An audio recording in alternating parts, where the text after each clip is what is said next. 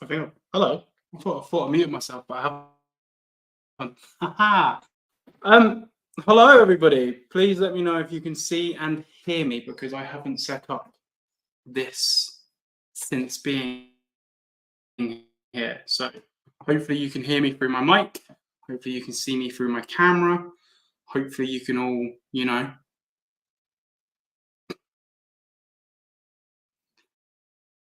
off instantly. It's been a long year. Yeah. But how are we all doing? Earliest of gangs. Hello, Tree. Happy birthday to your. I think you said it's your son, Gary. Yeah, son. Happy birthday to your son. How are we all doing? The Sunday gang is back together. It's been a while. It's been like 6 months since I last uploaded my last podcast. Mr. Dendro, how are we doing? Oh, Paul's Monitors is in the chat. Wow. Hello, Charlie. How are the animals? Yeah, they're all right, mate. We got 8 new additions today. If you're on Patreon, you know. Instagram and YouTube will probably. I was going to get Fee to come in and read all the Q&As that I got. Wow, 24 people. People do love me. I'm relevant. That's nice. But Fee was like, no. I was like, well, she wasn't. That's a complete lie. She offered, and I said, you can if you want. So, as you can tell, she's not here. The pod is back. Hello, Ben. How are we doing? See, everyone's missed this. Paul's dyslexia. Ocean, Oceanic. Thank you for tuning in. Hello. How are we doing? Still a great name. How are we doing? Hello, Matt. Hello, KNL. How are we doing? Catty, hello. Azura. Yep. Hello. Octopus with no friends. We're here to have friends today. You're getting that new thing you mentioned yesterday. What did I mention yesterday? What's your Instagram handle? Did we say something on Instagram? Oh, yeah, you did. Maybe. Mike, hello. Still can't pronounce your name, but I'm glad you're here. Just jumping on to say, hey, enjoy your pod. Thanks, Michael. How are we doing? Got to run. Thank you for tuning in, Gary. Love you. Right, okay, let's just get some housekeeping out of the way. So you already know where are we at with things. Responsible reptile keeping. You can't see it anymore, which is sad, but Solly says, can we see? Solly says, join reptile keeping. They are fighting the good fight to protect this hobby that we all know, love, and trust. They're over there sharing YouTube, Instagram, Facebook. They do podcasts, articles, all sorts of stuff for different bite-sized content, whether you want to just watch a short or you want to watch a long video. Responsible reptile keeping, please check them out if you can afford to do so. If not, just give them a like, share, comment, anything like that. I'm in no affiliate. I'm not being paid to say this. They have sent me this and this. But, they're a great team over there at Responsible Reptile Keeping. So if you can, please check them out. And then, obviously, your boy now works for HabiStat. So if you need anything reptile-wise, check out HabiStat. I know you Americans, you're crossing time, okay? If there's anything HabiStat don't do, please feel free to DM me. If there's anything you guys want to see in the range, please let me know. There's, again, link to the website. If there's anything you want, responsible reptile keeping.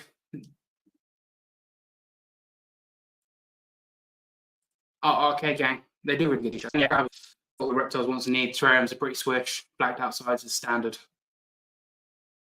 And the animals that I got today, benefit from. And then finally, fancy lizards today. Patreon for as little, I think it's £1 for as little as £1 a month. You can come and join our Patreon. You get entrance to the private Discord. You're supposed to get your name on Mango's Viv, but it's not happened yet. And it says that I'm going to do other things, and I just don't. But if you do want to support me that little bit more and help keep the lights on over here, because I do pay. It's just gone up, but it's doubled in price, which, you know, is wonderful. And considering I don't, yeah, if you do want to consider checking it out, link is in the description. You don't have to, obviously. I'm more than happy to help and share, and love you all anyway. But wow, 32 people in chat. Who knew, eh? Help me. But yeah, so that is it, really. Today is going to be a solo Sunday. I'm breaking up a bit. The internet connection is bad. Well, this has not gone very well from the jump, has it? I can try and hardwire myself, but we're kind of mid-podcast. How are we doing, Reptiles LB? Am I back? Am I back? Well, who knows? Hello, Amy. I don't know if I said hello, Amy. There you are. Hello, Amy. Hello. To the squid emoji.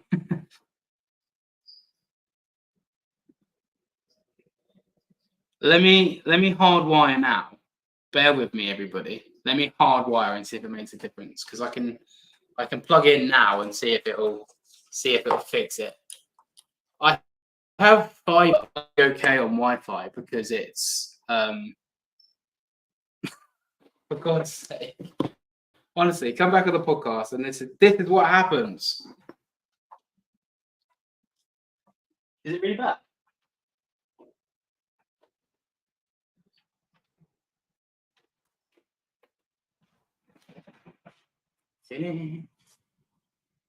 Right, everybody. Technical difficulties, but it wouldn't be my podcast without an absolute shite storm.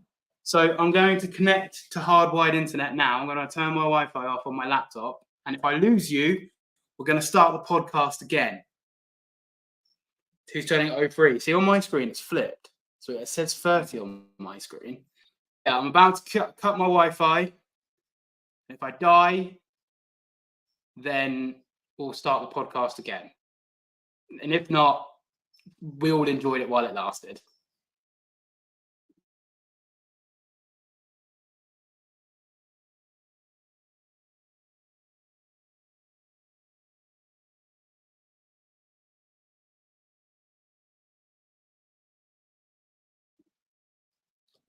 Am I back? Am I here? Huh? I'm not back. It says I'm back on my screen. I'm back? Okay. Is it clearer? I'm shouting through to Fee. Is it clearer? Or is it still jumpy? Do I look good?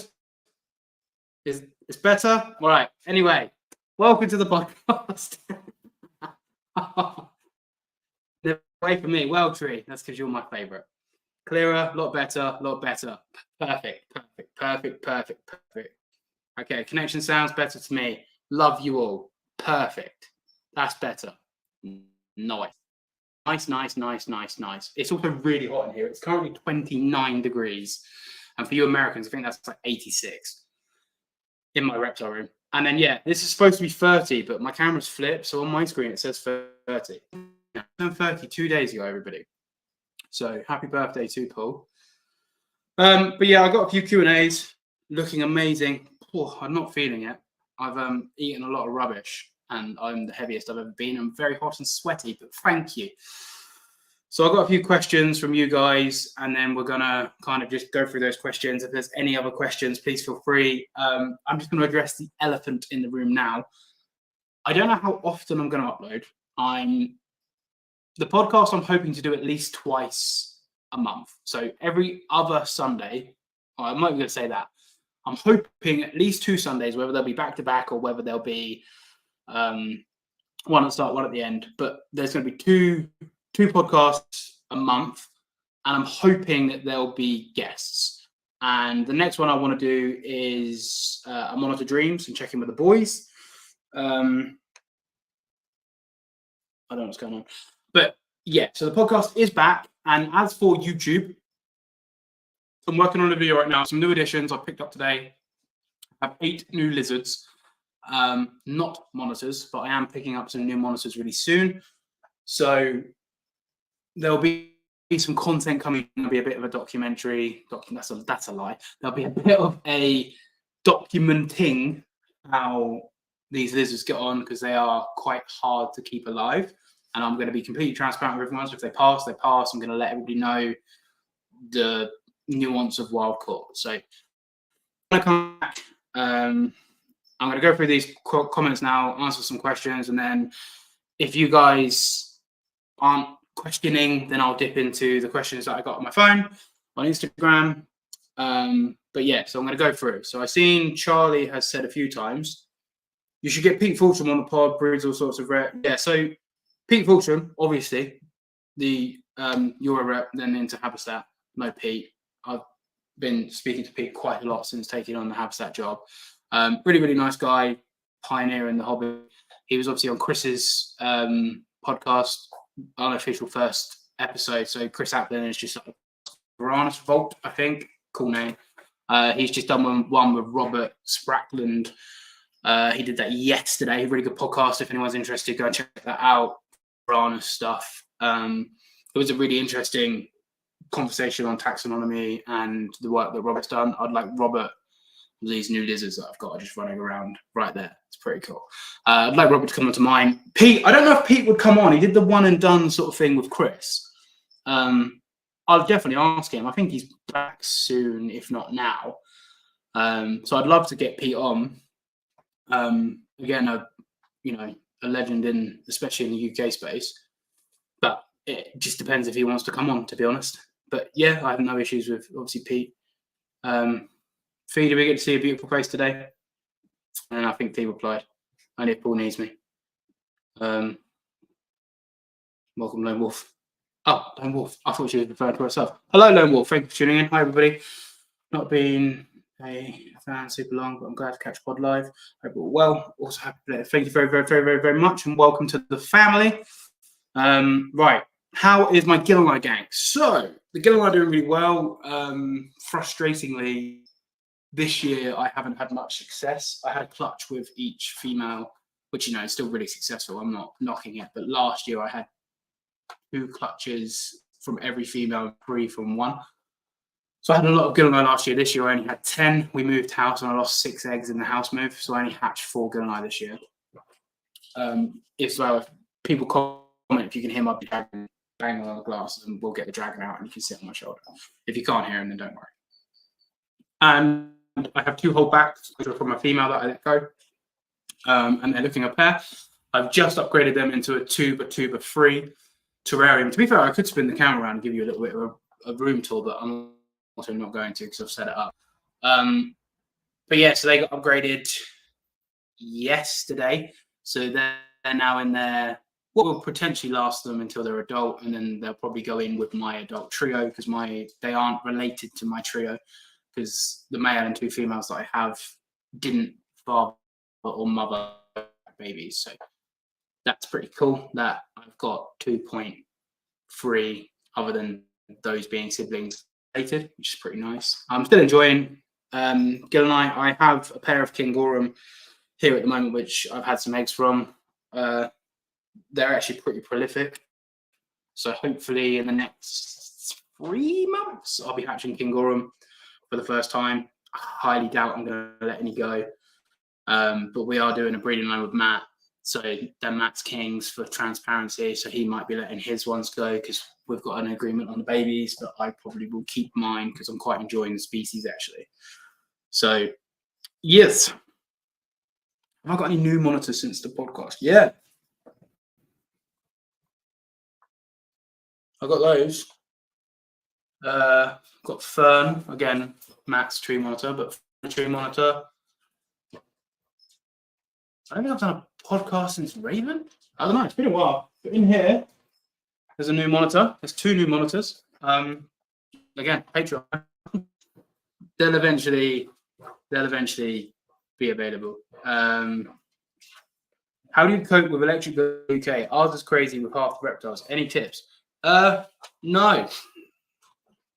It's expensive. My tips are to use minimum wattage as you can. So halogen, people think that they just need like 100-watt halogen to stick it in with a bearded dragon on a thermostat. You can get away with a 35-watt halogen for a bearded dragon. My bearded dragon has a 35-watt halogen in a 4 by 4 foot long, 2 foot deep, 3 foot tall enclosure.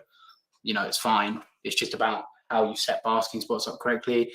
You don't need a 39-watt UVB. UVB only needs to be as long as the lizard. So, you don't need to have big UVBs.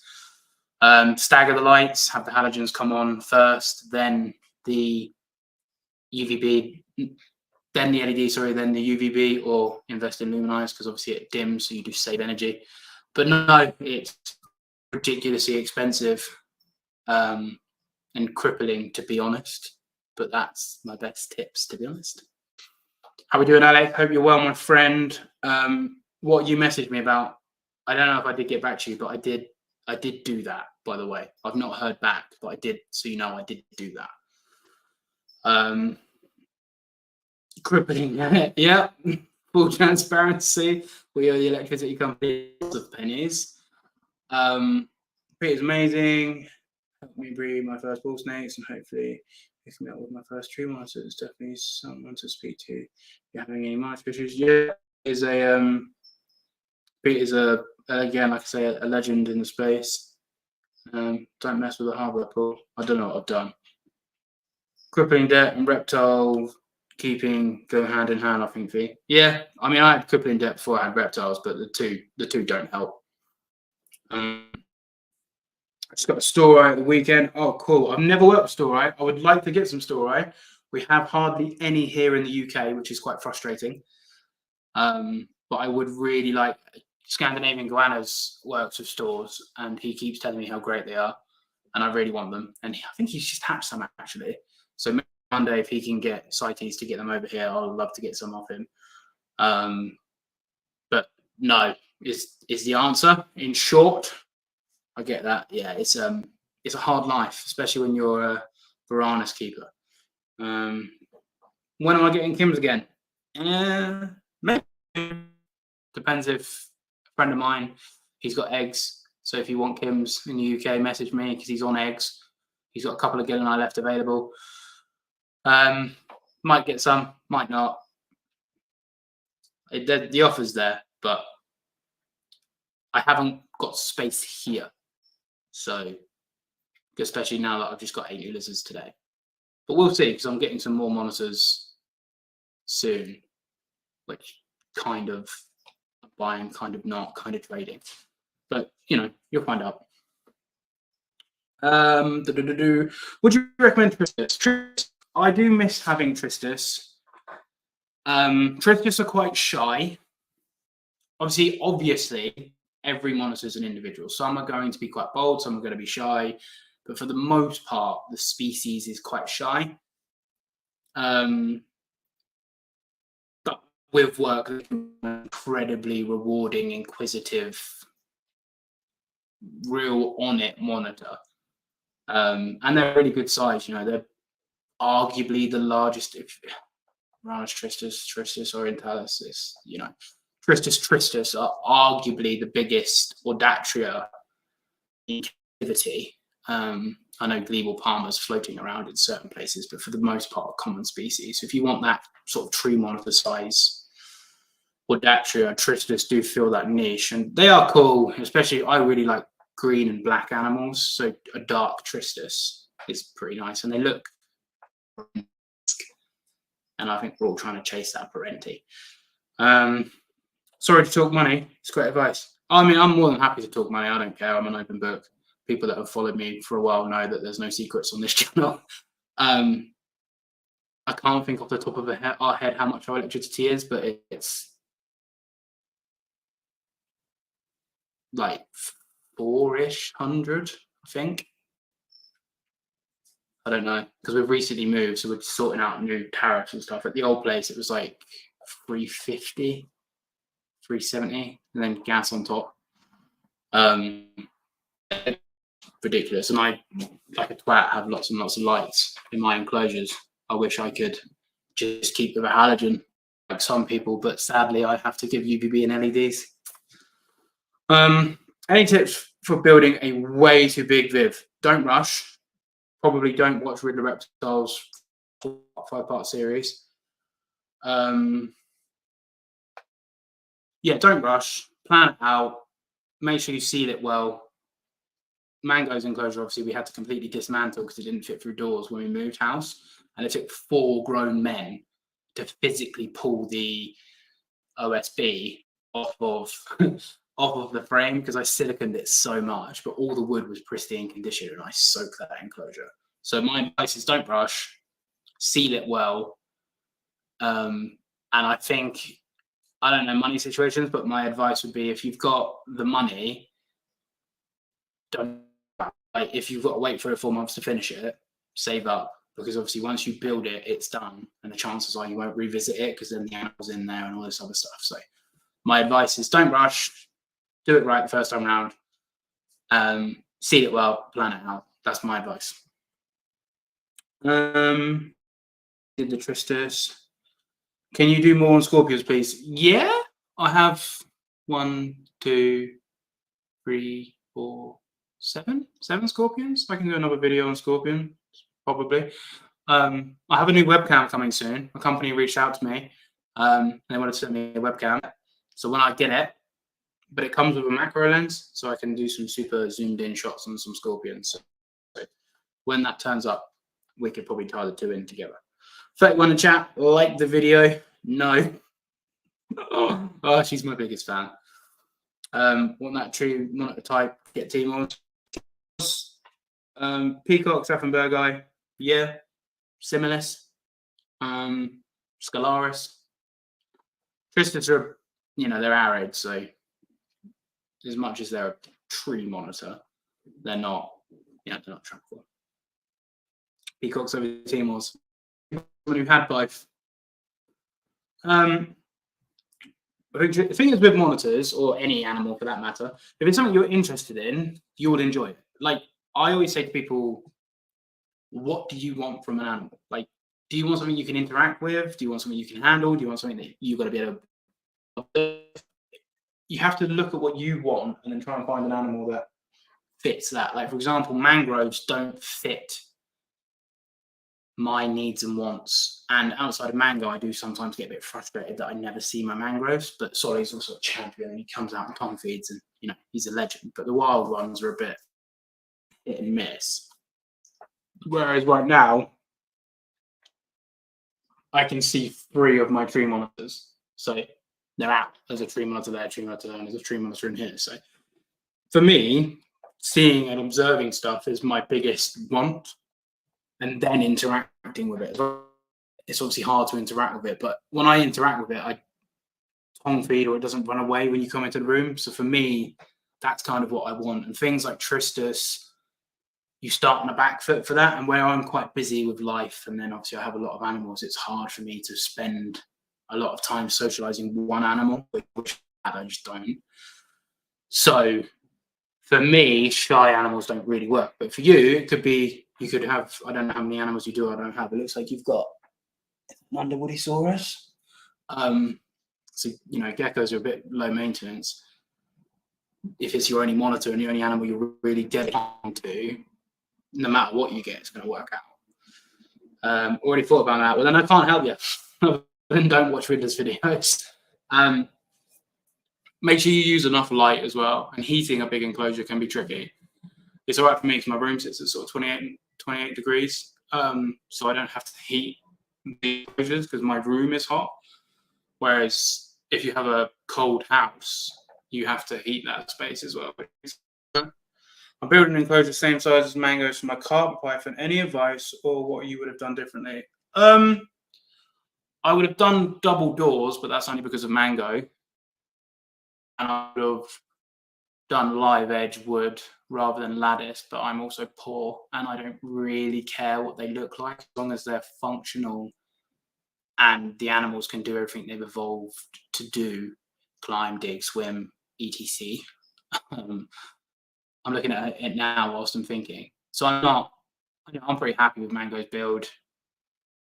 If you want something like professional or really nicely done, I'd recommend just getting someone like a friend of mine, Bailey's Backgrounds. He does bespoke vivariums. So if you want something really nice, maybe save up and invest in something like that. Like he did my standard cactus enclosure. It's beautiful. Whereas for me, I'm happy to have these big, natural, but like lattice and stuff. So it just depends on the finish you want. If you want a really nice finish, just take your time with it. But I'm pretty happy with how mine turned out because other than one time, she's never escaped. My seal method isn't using pond liner, and then stapling through it. I'm keeping it modular. Yeah, it's a nightmare having stuff that's massive when it moves. Honestly, it doesn't fit through doors. It's a proper. I know I swapped my Tristus for a pair of Glauity, which then I ended up selling. That's Kimberley's for those that don't like me doing Latin. So I swapped my trio of Timors for my group of Gillino and my pair of Tristus for a pair of Kims.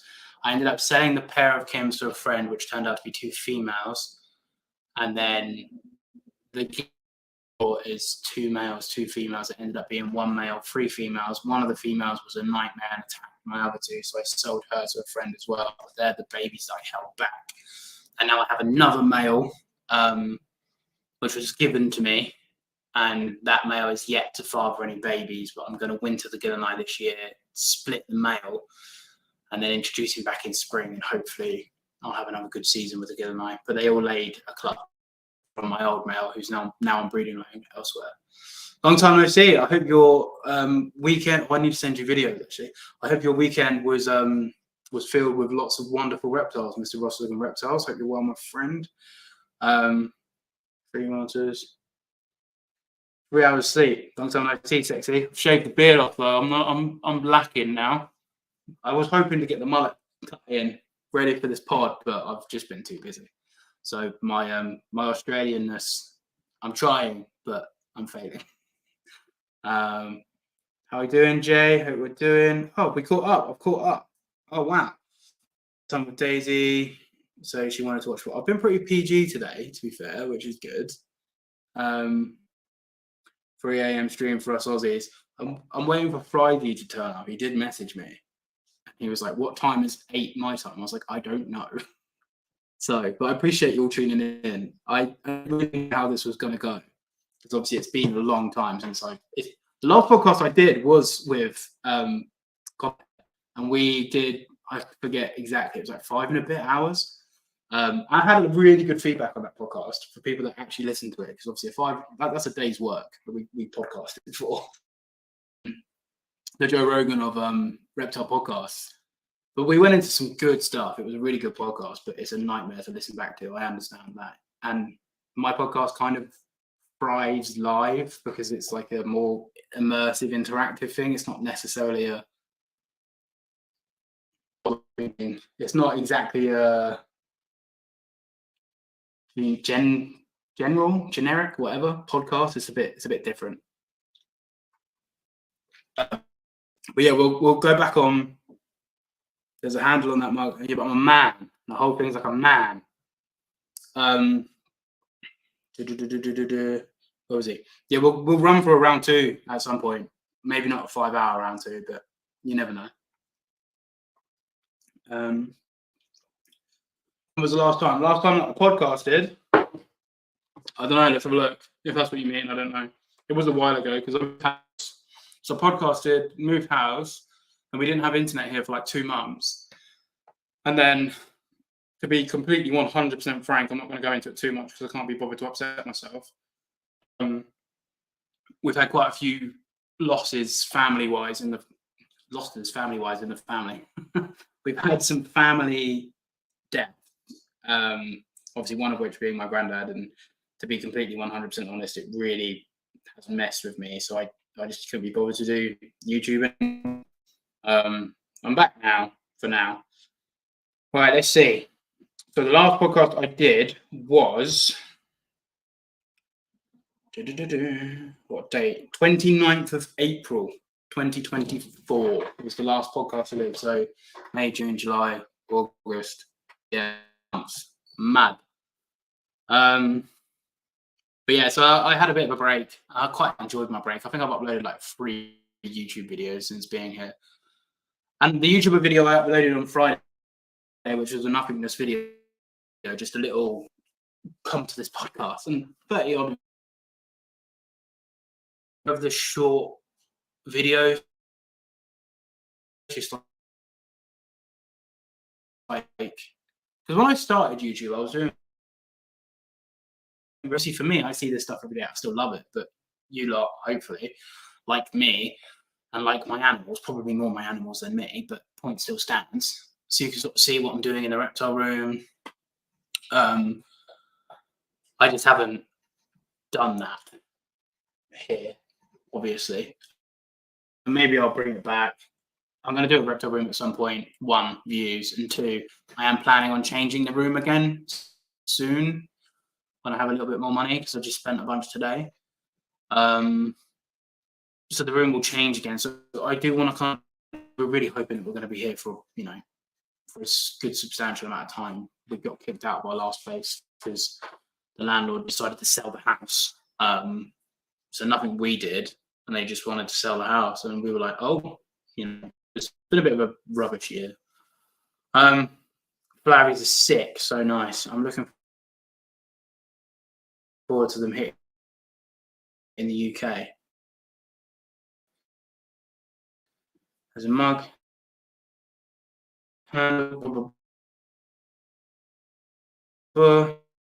Of reptiles, right? What's Scalaris? So I forget the exact locality. Is it the? I want to say Perth Hills, but I think that's the Dark Tristus. There's a certain locality of Scalaris. I love them. I think I quite like dainty monitors. I'm not a really big fan of the big chubby fan ones. So I'm a fan of Scalaris. We don't have them here. They're in Europe, but since Brexit, obviously UK's been. Yeah, I do really like Scalaris. Weird that you're drinking. Right, where are we at? For 6 hours. Yeah, okay. I'll make sure we'll either do it on a Saturday then, my time, so I can have a lay in on Sunday. Because last time we pod, it was 5 hours. We started at 8, 9, 10, 11, 12. So it was 1 a.m. we got off, and then normally I come off the podcast a bit buzzed. Internet's really bad. Is it? Yeah, it's like missed out on 3 or 5 of those sentences. Apparently my internet's really bad. Everyone's commenting that now. God's sake, man. We're having a whole conversation and we're not hearing it. We have fibre. It's really bad. Why? Honestly, this is why I don't do YouTube. Generally why I don't do YouTube. Are we back? Okay. I turned the Wi-Fi on my phone. Maybe just, I don't know. How are we doing, Mr. Scandinavian Guys? The podcast is no different to normal. It's just messing up. Is it all right or not?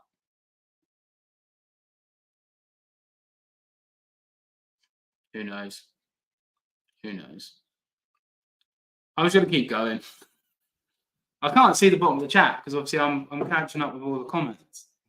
You off the internet now? Ben, I can't. I've turned the Wi-Fi off. I've got literally no signal. I have no signal because I've turned the Wi-Fi off my phone, so I can't see anything. Where I live, there's nothing. I am in the blackest of black spots for signal. I have 0. Anyway, what are we doing?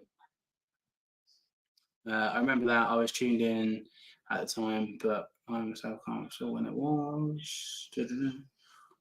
Paul's Monsters podcast and British Brew in IHS milk. What's better? Well, there you go, British Brew. I don't drink tea or coffee, so I can't relate. But yeah, it's been a long time. I don't know if it's worth. Do I look all right, or is it blurry? I'm all right, man. Ben said to turn the Wi-Fi off on the Mac. I have. And you're hardwired. I have. The Wi-Fi's up on the Mac. I'm just hardwired. How's Bumpy these days? Bumpy has been out all day today. I haven't been in. I've been on a bit of a road journey, but Fee said Bumpy's been out all day. She's having a little bit of a shed issue on her neck, so I am trying out shed support from Arcadia for the very first time because I've never had an issue with shedding, full stop. This is time. Again, I think the move has upset her and I need to add more dirt to the soil. I think the soil is too sandy, so I need to add some more dirt to hold humidity a bit better. But no, she's doing really well. She's taken a water bowl, which is wonderful of her to do before bed. So I'm going to have to do that after this podcast. But other than that, well, wait, are we not all just here for Kermit and Raven? I mean, I don't blame you. I put Raven in another enclosure today and I haven't seen her since. So hopefully she's okay. Because I've had a few monitors escape recently. All but one has turned up. I had a string of bad luck and now I'm paranoid every time I don't see everything. How's your neck? Keeps lagging. Honestly, we have fiber here. We get like 150 download, but apparently not. Night gang, gotten better again. I think it's because I turned Wi-Fi on my phone. Who even knows? Right,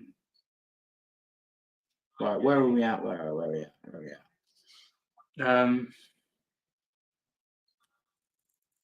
How many Gillen? So I have 5.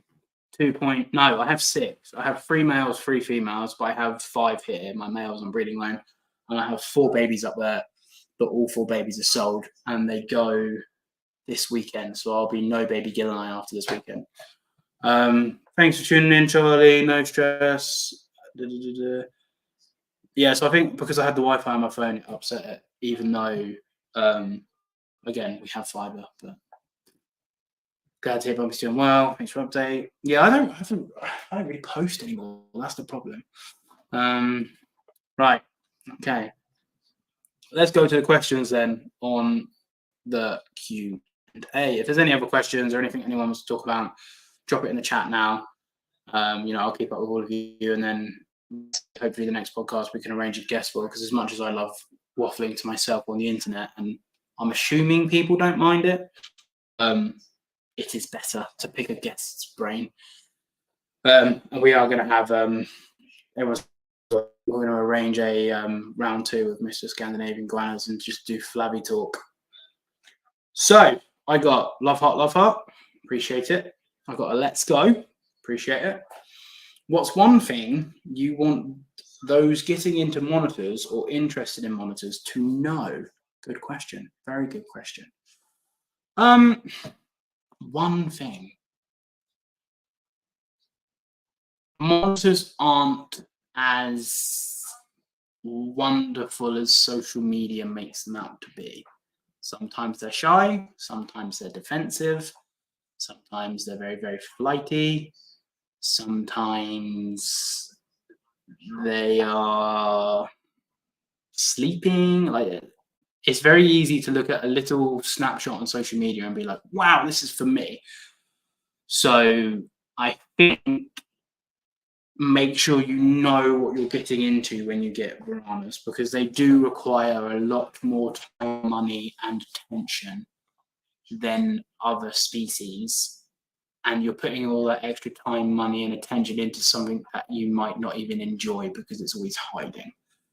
And then buy captive bred, not wild caught. Completely agree. Don't buy wild caught. Wild caught sucks. But yeah, monitors aren't as easy, enjoyable as social media might make you think. Don't get me wrong, they are great and they are my favorite group of reptiles, animals, full stop, but they do require quite a bit more for maybe not necessarily as much reward as something like a null. You know, you can get a lot of enjoyment out of that. 32 people in chat, like the video. What is recommended heating for Tristis? So I'm assuming you're Oz, based on a comment you had earlier. I don't know what part of Oz you're in. If you can house them outside, even for here, do. I forget who did it. I want to say it was Gokwanda Geckos. They housed their Tristis outside for a while and it darkened up real nice. But high UVI, 6+.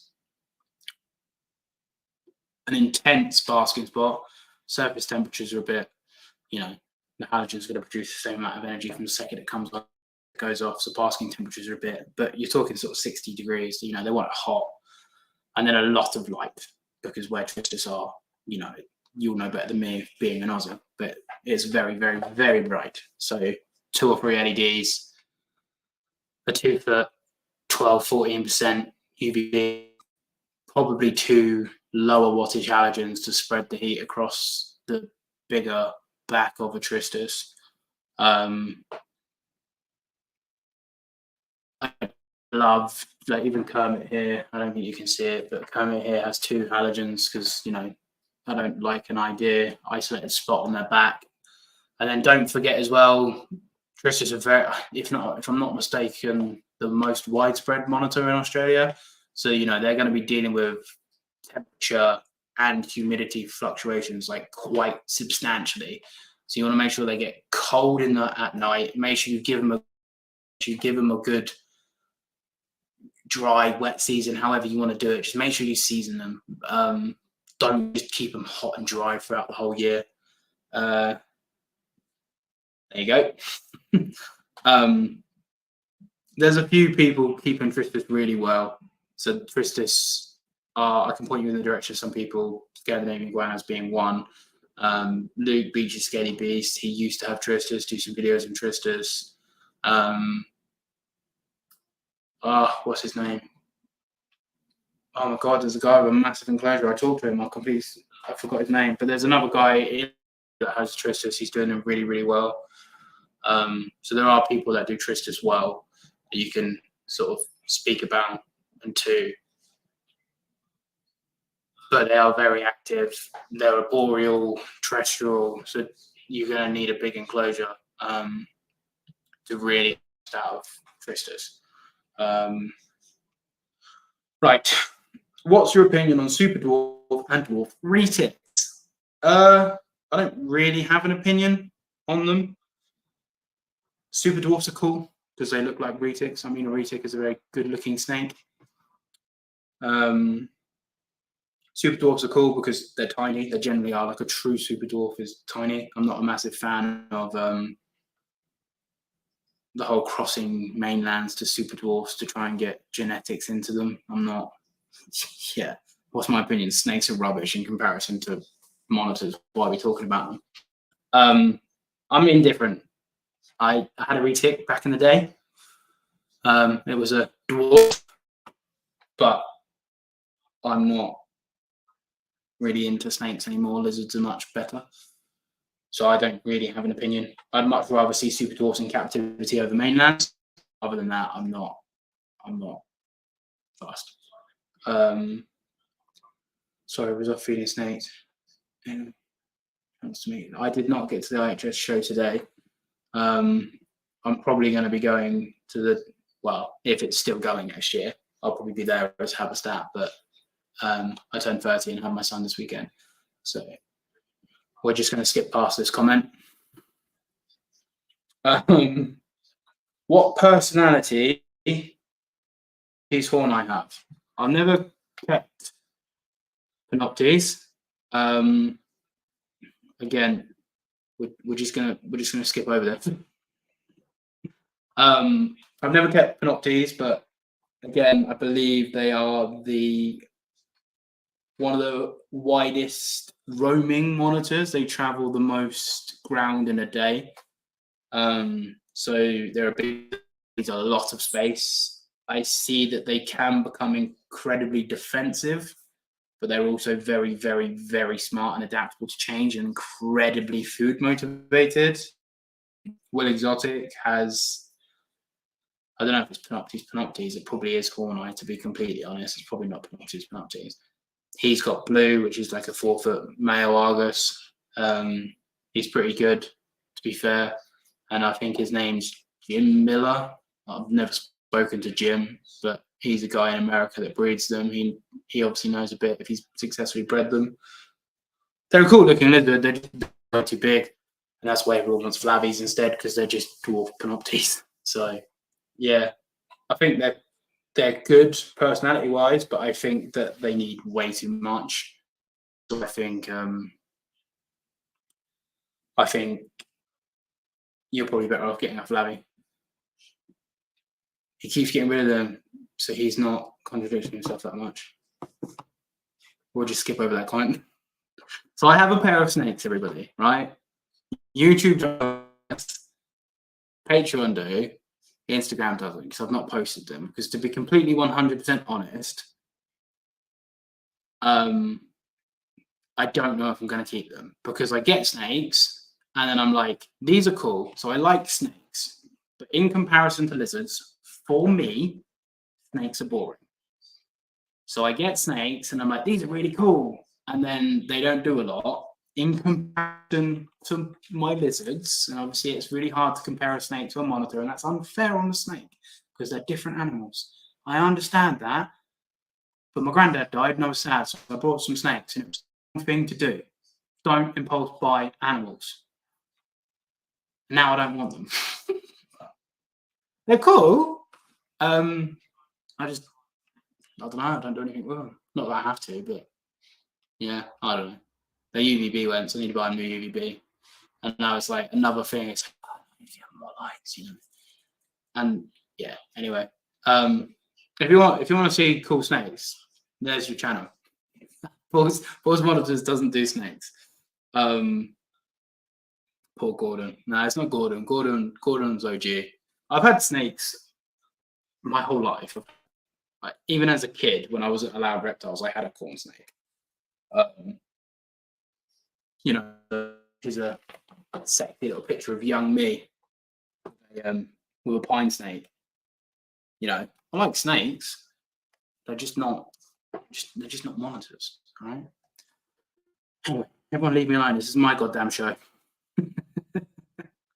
Are there any albino tree monitors in captivity? I've never seen an albino tree monitor ever. I'm not saying they don't exist, but I've never seen one, full stop. So yeah. And don't come at me saying chondros, because they literally do nothing. They just sit coiled up. Very stunning looking, but if we're talking activity levels, I keep telling Fia, I'm like, the only one I'll get is rough green snakes. And she just looks at me, she's like, no snakes. And I'm like, rough green snakes. And she's like, no. She's not wrong, you know. She is just sat right there, scratching her head, how frustrated and fed up she is. Okay, anyway. What are they? So that's a need to know basis. If you want to like message me on Instagram, I'll tell you, but they're an ace up my sleeve is what they are. Don't impulse buy animals. Looks at 2 new lizards. Paul and Ross brought today. I did impulse buy 8 new lizards today.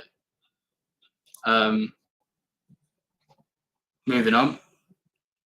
Do as Paul says, not as he does. Yeah. Colubrids, pythons. If only. Hey Riddler, getting ready to edit my YouTube videos. Albino. Yeah. Asian water monitor, albino. Yeah, they're albino. What's the British? Is it albino or albino? Albino. Oh, I don't know. I don't care. I really don't care. The ones that aren't normal color and lack black pigment. Roughs are sick. Rough what? I don't know what's going on. He's doing me a favor at work Tuesday, man. What's going on? I don't know what's going on. Anyway, blackhead pythons are the best. They always see dry mark on. That's what I'm thinking of. The Crebos and the Indigos. Apparently they're really good, but they're also massive, and I would struggle to house one because I'd feel guilty for how big they are. Let's talk about roughnecks right now. Fee did.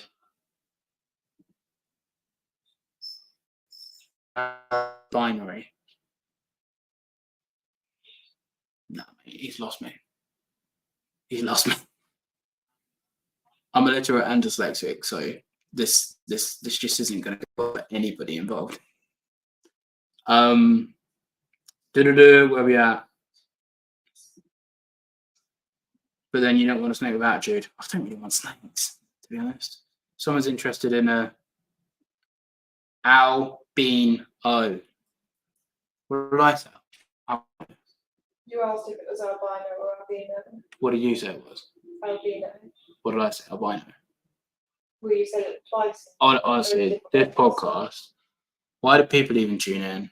Like, this is the most viewers we've had at this point, and I'm here talking to myself on how to pronounce albino. Oh, you need licenses to have them here, so it's not even something we can play with. Sadly. Right, look at that tangent of just talking about snakes. Went. What we got? Dream monitor. Would they be ignoring time, money, and space? Also, how you doing, mate? We'll do like how you doing, mate. I'm all right. Thank you for asking. Everyone always asks how's Kermit. No one ever asks how's Paul. Oh my God! Wow, he really wants notoriety. To be fair, Riddler, if you are listening right now, I did say someone asked me. It was Bound, and he said any advice for building big in custom enclosures, and I told him specifically not to watch your videos. So I appreciate them on 99. Thank you for that, mate. What was I talking about? Who even knows? Oh yeah, how am I? I'm all right. Like I said, this year's been pretty rough. I'm not going to hop on about it on here because I'm sure people do care, but no one really cares. Let's be honest. So myself and Fee haven't had the best of years. The people that I talk to closely, they've not really had good years. So this year's been not the best. If you do another £2, I'll give you a official shout out and watch it. If not, okay, bye. So I'm all right considering this year. The animals are really doing well. So that's the main thing for me. They've been keeping me going. But I am the heaviest I've ever been. So I do need to start sorting my life out because I'm a mess of a man. But other than that, I'm well. Thank you. And dream monitor would probably be a Parenti. I love Parentis. I think they're incredible. Spinulosis is the realistic dream. I love spinulosis. And then Glebal Palmer would probably be a close second to Parentis, and Glebal Palmer are just dwarf Parentis anyway. Parenti is arguably my favourite animal on the planet. I really, really, really like Parentis. What about mangrove snakes? I like mangrove snakes. They're cool. I just need to snakes. You know, it's Paul's monitors. Not we had Paul's geckos, and we all enjoyed that for a little bit. And then I sold them. Still have the stenos. They're cool. I love stenos. I want to have like tiny little geckos, and they laid eggs that were huge, which is really cool. Now I've got these new lizards, so it's going to be Paul. What should we say? Paul's dragons. Just giving a little tease. I wouldn't say they're dragons. I would, because they're. I'm not going to give too much away. Paul's dragons. Fee saying they're not dragons, but Paul's dragons. We did have Paul's isopods. Yeah, we did. This is my ADHD. After Paul, I was after Paul breeding scorpions before Paul's monitors even existed. If you watch my scorpion build, you know. Yeah, so we've had Paul's cut in recent videos. Ad revenue. Yeah, I don't know, but yeah. Paul's tiny lizard army. Oh, see, Copperhead knows. He knows. I've been spamming lizards all day. The LLE bros, how we doing? Hope you're well. Crocodile. I mean, I'd love crocodile, but again, you need licenses over here. I just haven't got them. What's going on? Contact when you're ready after live, mate. I know you're busy. Let me know. Just send me a message on Instagram. If you're on Instagram, I'll get back to everyone eventually. Just pick those pair up last. Yeah. Just send us a DM. And whatever needs to be sorted out. US tend to say albino, UK tend to say albino, but US is influencing our pronunciation, so not all UK pronounce. I need to check albino. I think because love him or hate him, I bar check a lot growing up. So obviously, for me, I never had the dream to breed royals and racks, thankfully, but I did watch Snake Bites TV quite a lot. So albino became the thing. But yeah, anyway. What else is going on? Preach, sister, preach. That's 99.5% of Riddler's marketing budget for the year. It did not pay dividends. And to be fair to Riddler, he's not even here now, I don't think. To be fair to Riddler, his new build is doing well. And to be fair to me, I made it a lot better because he was doing a terrible job on the lighting. But he'd never tell you that because I always tell him to keep my name. How many days? So King Gorham, I've had 2 clutches from King Gorham, and they were 29 days from eggs to eggs, which blew my mind. So she laid me a clutch of 4, and 29 days later laid me another clutch of 4. But the second clutch, only 2 were fertile. So I have 6 eggs cooking, and the first clutch is about 40 days in. The second clutch is roughly about 10 days in now. So I'm assuming they're going to hatch right around the 100 days. So I'm assuming we've got 60, 70 days left. And I'm very excited to hopefully hatch them because I've heard they're quite hard to hatch. That'll be my first time hatching kings. But 29 days from eggs to even eggs to start of vitellogenesis. Eggs to eggs, 29 days. And Fee was like, oh, she's been digging. Oh, no, maybe she's, just started cycling or whatever. And I saw her and she was so skinny. And I was like, no. And yeah, sure enough, she laid eggs. Paul's got the recent videos. Honestly, I could do with some ad revenue because life's expensive. Paul's isopods, my personal favorite. I hated Paul's isopods. Honestly, I had a mental breakdown with isopods. Paul's scorpions is slowly bubbling away in the background. Paul's scorpions has kind of died a death. I do like my scorpions. Both the forest scorpions were out today. He sent me a video. I got in, both were walking around, which was quite cool. It's euros. Do you remember that? He didn't even want euros, and I just wanted euros for fee. What a time to be alive. Send you a message on Messenger if you see it. Maybe you're in my drafts. That's a draft. Why would they be in your draft? Maybe you're in my whatever. I can't check because I've got no internet. Paul's Penguins. You on board for Paul's Penguins? Absolutely. All right, that one's. And what's bad for me is when Fee likes something, I tend to just do it. So you never know. The pod was quite good. But no, I don't have any eyes on them.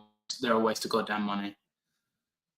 Paul's Owls, Raptors. One day I'll get out. When me and the landlord's like this, because we only rent and I don't want to build a muse outside. When me and the landlord's like this, I might get out. Paul's Pythons. I don't own Pythons. I've had Pythons. The snakes I'm currently working with are not Python today. Mike, so he took a nice picture of an owl. Oh, send it to Ben. Ben will like it. Me and Ben are photography buddies. How are we doing, Hazardous? I hope you are well. This is like the whole gang's back together again.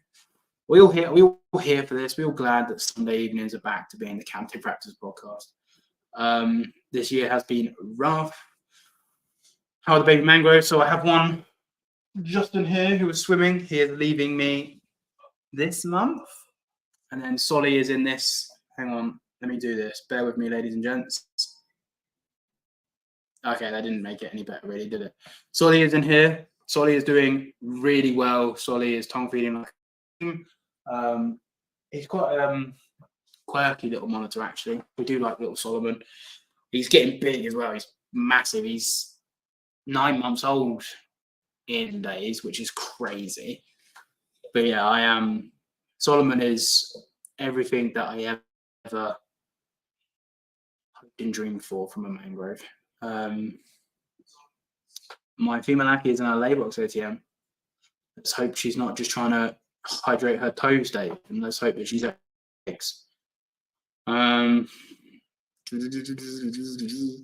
Just learned last night that a breeder here in the US, Brian Duraka, hope I'm saying his name right, just produced.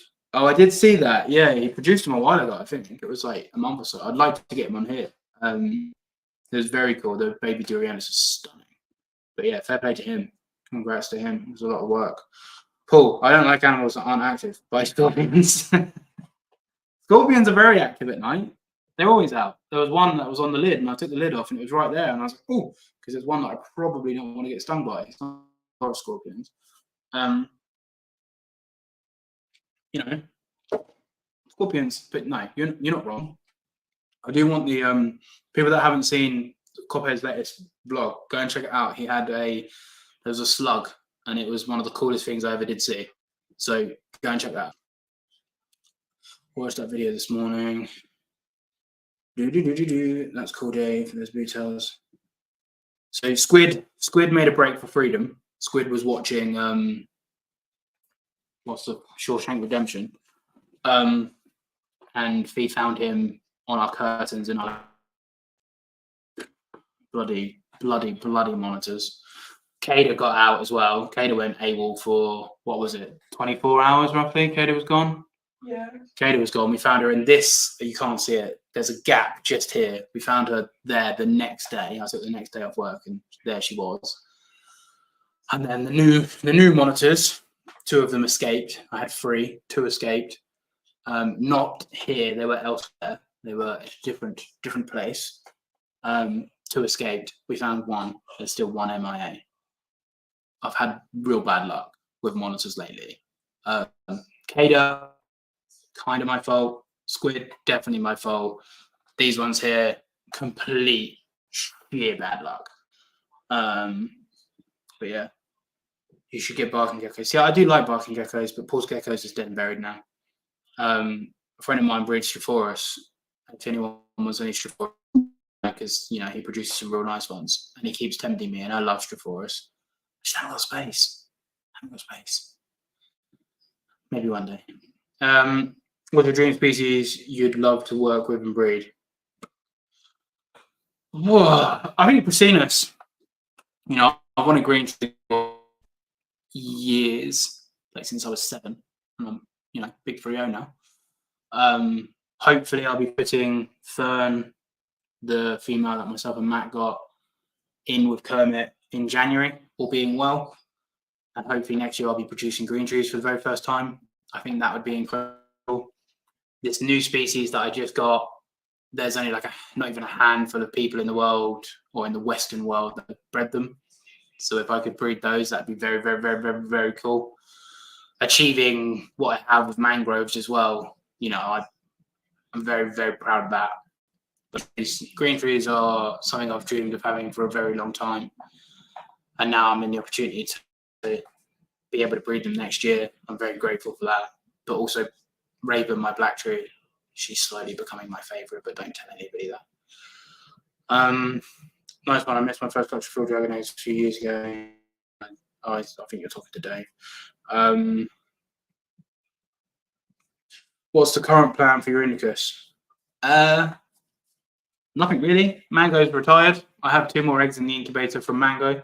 They're both fertile. They're nearly 60 days in. So early next year, I should 2 parthenogenetic babies. So if you're in the UK and you want a parthenogenetic baby, message me. And then Solly and Spec live together. They're a pair.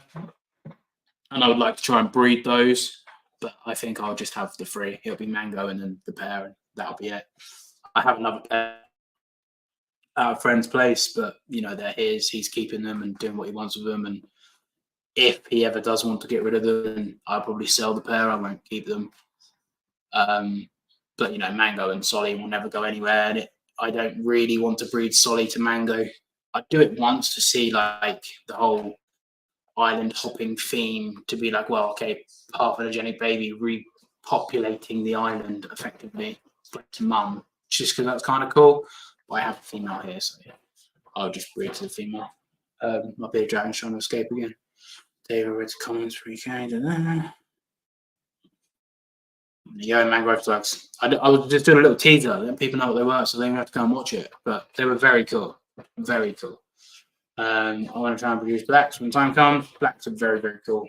You're able to get. We have lace here. They're very, very, very, very, very rare. And now Brexit probably won't get any more imported. But there is a guy with a pair. He had a clutch of eggs, but they're sadly infertile. But lace are like 12 grand here, or at least they were. The last one I saw was like 10, 12 grand, which is sad because I don't think anything should be worth that much. But also because I'm never going to be able to afford it. And the ones here are bells, and I don't want bells, I want normal. There is a very, very, very small amount in the UK, yeah. Well, that's crazy. Good luck to you, man. Yeah, congratulations for where you've come. Converted, by the way. Appreciate it. I'm just going to let our bearded dragon out because I can't be asked to listen to it scratch.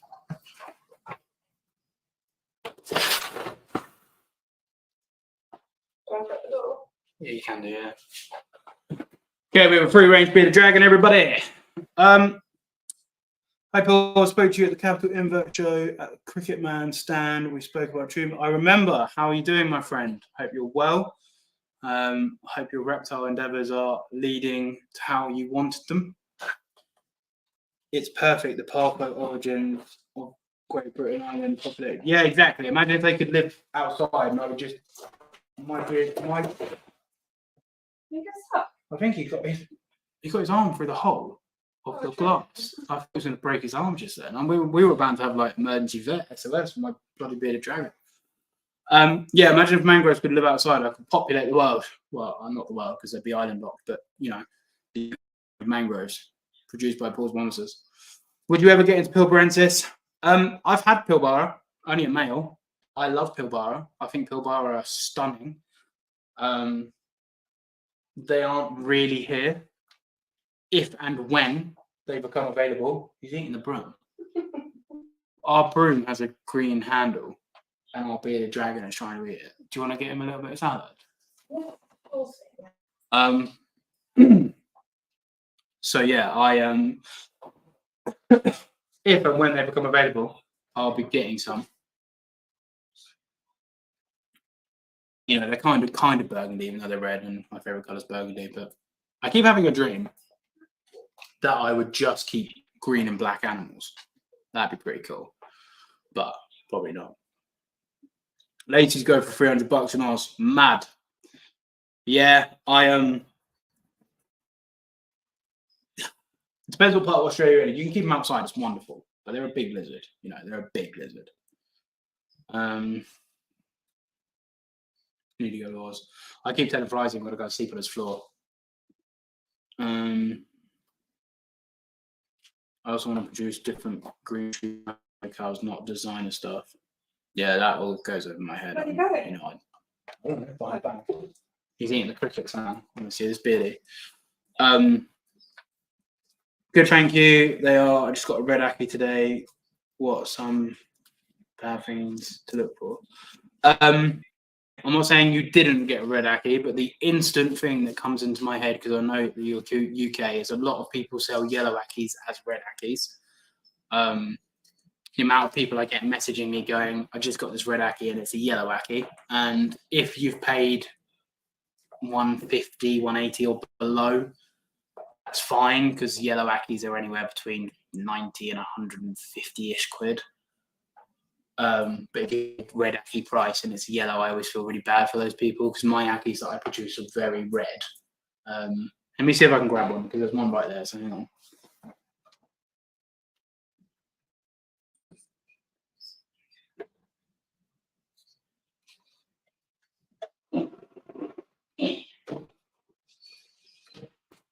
Okay, we got. Oh, he pooed on me. We got it. So this is a Paul's Monitors baby Aki. Oh, okay. Hang on. I'll pull off my hand. Can we see that? See my dirty fingernails, that's for sure. So, as you can see, pretty red. But that is a yellow Aki.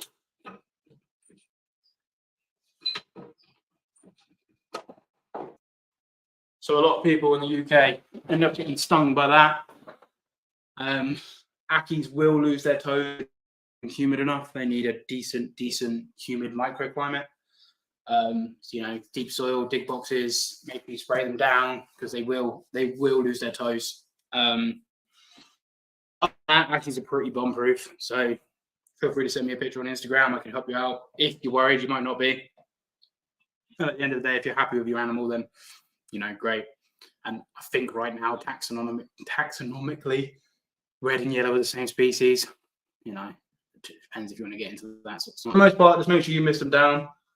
Nice high UVI, high basking spot, and plenty of options and choice. You can't really go far wrong. Dark Horse Dam. When's the next edition? Well, technically, everything we brought today was an Agama. All 8 animals we brought today are Agamids. I have my Ackies are the best in the UK. Mental. I don't want lizards. Yeah, mine is very red. So you can get some really, really, really red yellows. And if you pay £200 or under, it's not a red. Reds are like $350. But again, I'm not nitpicking. If you're happy, you're happy. It's just one of these things that people get them and then they end up buying one later down the line and they breed reds and yellows and potato. Sort of pass that. How many lizards do you have? I have none. I have not bought any. You don't need to buy them. How many do you have? 2? 2 that I'll pay because you don't like them. She has 2. How are we doing? My man Paul, what's up? How are we going? I don't know what the time is. What's the time? We've been going for an hour and 12 minutes. Appreciate you stopping in. We do need some brevi quarters, but we have no brevi quarters. I've got like 10 inches of substrate and a dig lay box from my Ackie bib now. Sort out them dry toes. Still wish I could get one of your Captive Raptors. If I ever get the opportunity to ship to America, I will sort out everybody. But the cost is mental. Reds and top enders are like $350. Top ender yellows. That's a farce here, in my opinion. What's a top ender? I don't want to get caught up in that spider's web of the Ackie realm, but I think top ender yellows. There's nice yellows and not nice yellows, and nice reds and not nice reds, but we don't have anything like Sim Container doing stuff like that. You want the armadillos? I remember you did say to me that you like them. You know what? She don't want the armadillos, man. I've heard of Rusty. Yeah, are we on about? Are they semi-Remex? Are they Rusties? Or are we on about? Oh my God, what's the other one?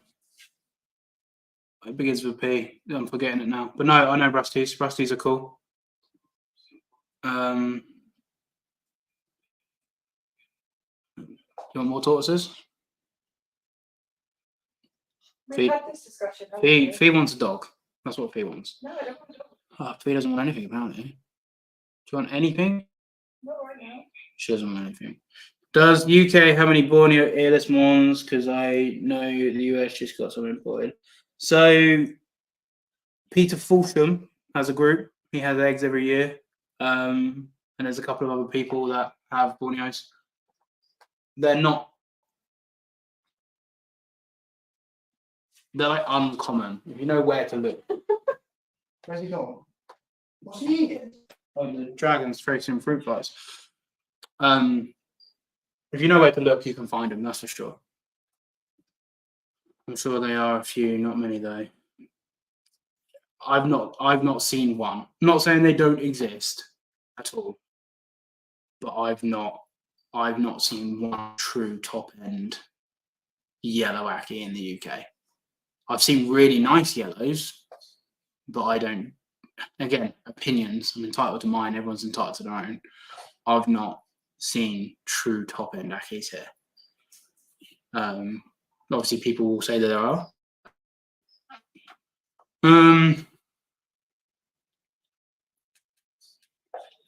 Are we on about Cordoliatus? Cantalouros. We're on about that like Gilmore but spotty. What about them? Yellow Ackies tend to be a bit more placid. Yellow Ackies, their scales aren't as keeled as red Ackies. The spots on yellow Ackies tend to be bigger. Red Ackies tend to be more slender. Red Ackies also twats. Red Ackies have bigger eggs. I forget which way around it is. And it's mainly the scales and the ocelli. They're just different to look at. Oh, okay. Fair. I'll take that back then. Well, I won't take that back because I stand by my point, but fair enough. That's so neat. True species for me. Like, I'd love them, but water scares me. Like the idea of keeping water clean in an environment for an animal to actually live in it, that scares me. I know Adam at Birmingham Wildlife Conservation Park as well. Yeah, he does. Adam has some. I don't know if they're his or the parks, but he posted. I think it was eggs the other day, wasn't it? But yeah, he did have some.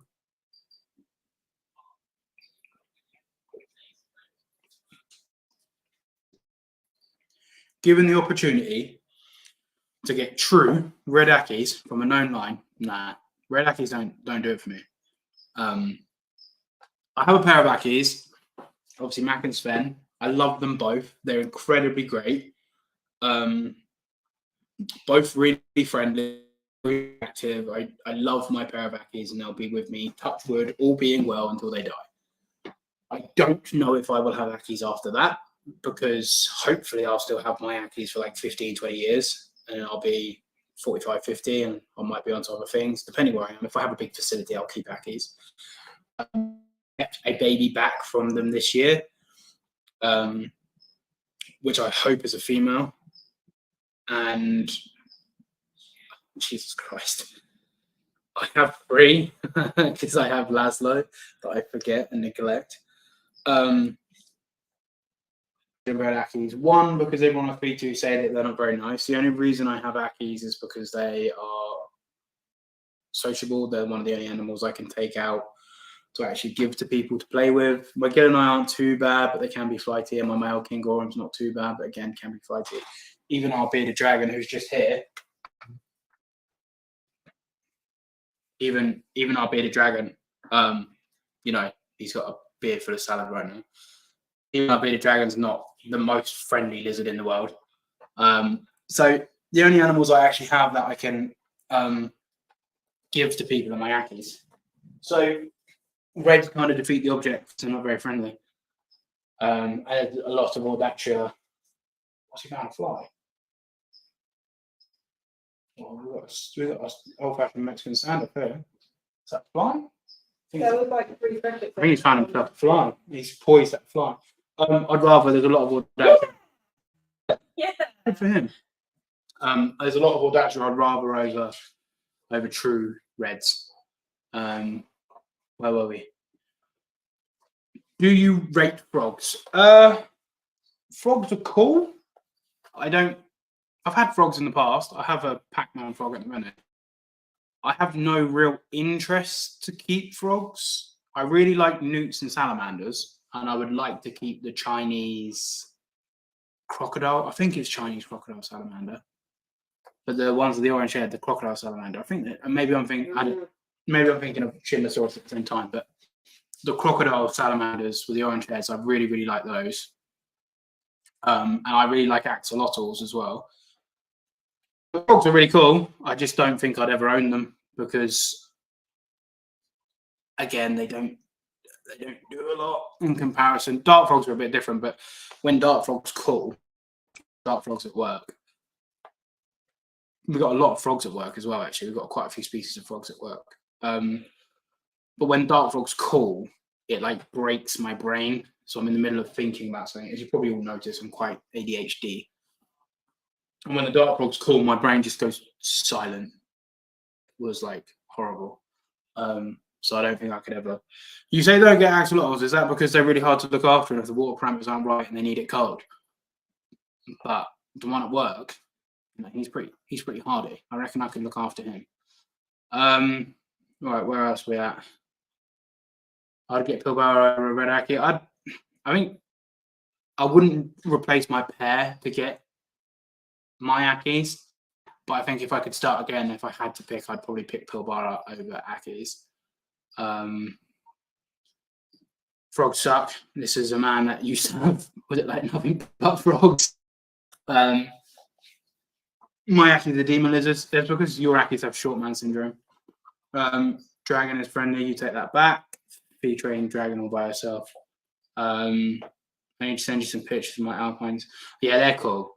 I also like Spanish rib newts and marble newts. I need to open herb for them next year. That'd be cool. Don't get axolotls. Yeah, I know they need to be cold, and they would die in my room. And we have nowhere to put one because I can't put animals outside of my reptile room. And I'm not buying a chiller because they're really expensive. Try living in my house. No, thank you. 1, Scotland, and 2, the frogs would be too loud and it would upset me. Hi, Paul.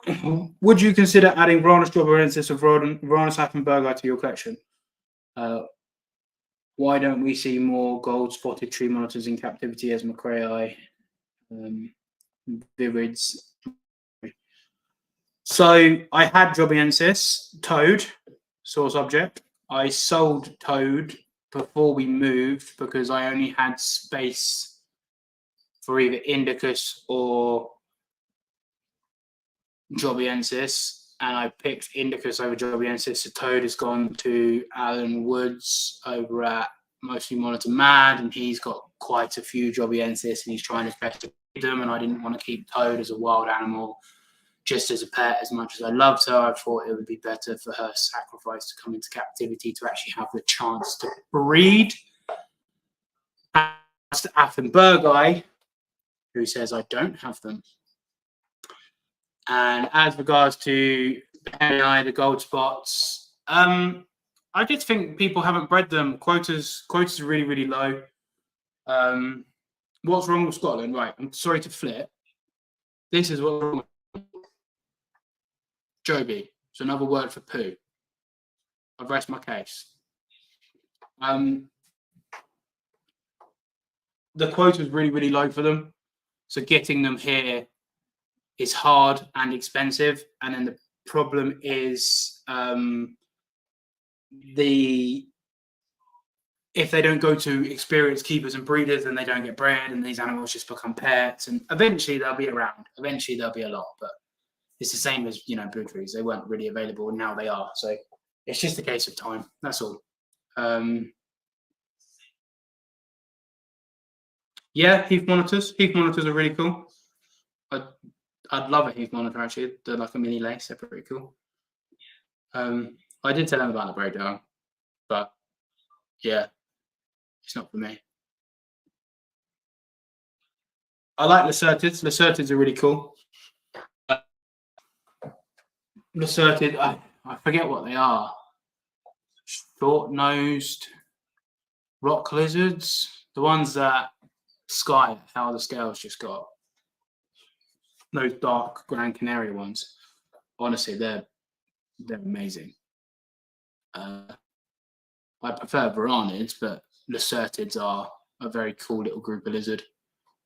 And they're always active, which is nice.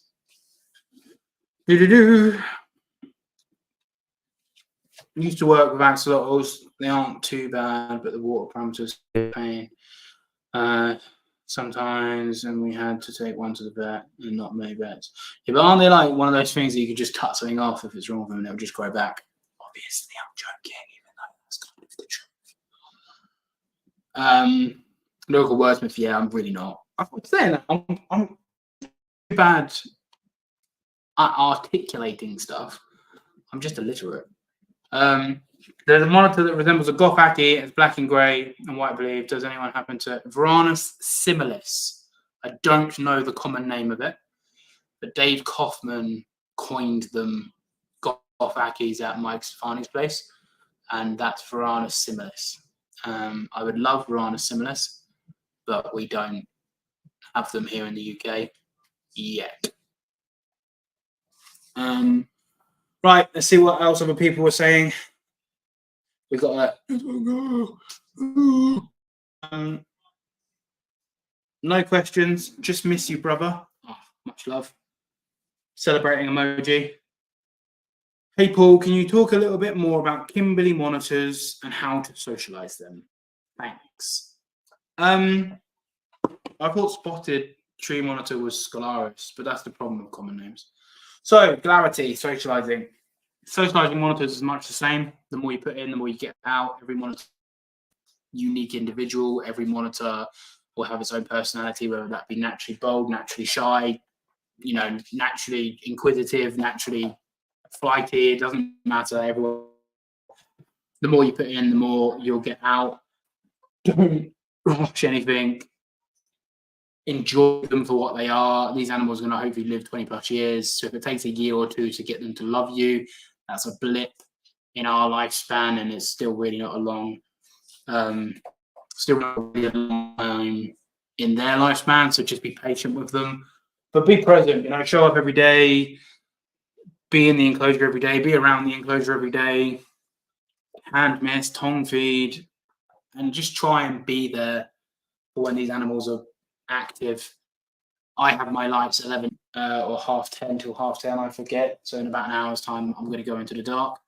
And that's purely so my animals are still awake when I get home from work, so I can see them. Because if I do 7 till 7, I get in at sort of 6:30, so I have no time with my lizards. So it's all about finding something that fits with you, putting them into a routine that works with you,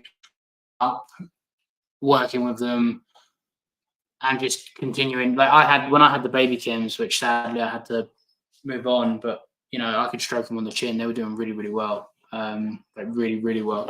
And it's just a case of just being consistent. Just keep showing up, keep showing up, keep showing up.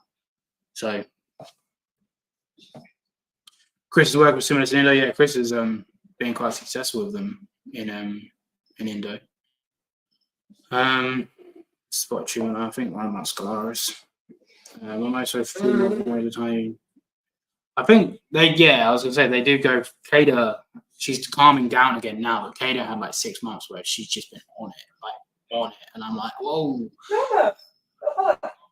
So the King Gorhams are out eating, and it's an hour before the lights go off. And King Gorham are quite weird like that. They'll be out at night, which is quite cool for me because I'm a night owl, not an early bird.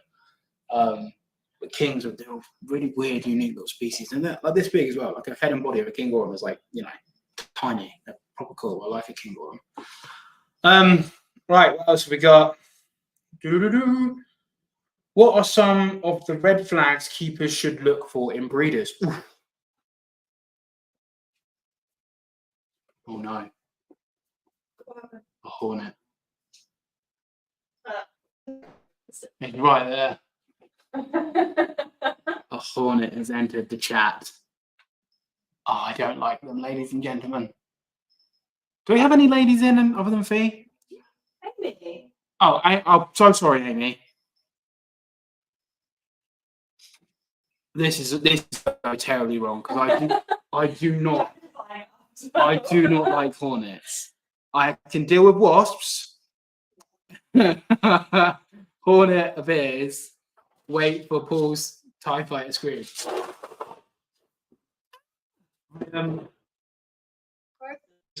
The Gillenite, it's Aki, it's under the light. You can't even spray the braid because it'll kill the. Oh god, she's gonna. Honestly, everybody, if he's braver than me, I can't deal with hornets.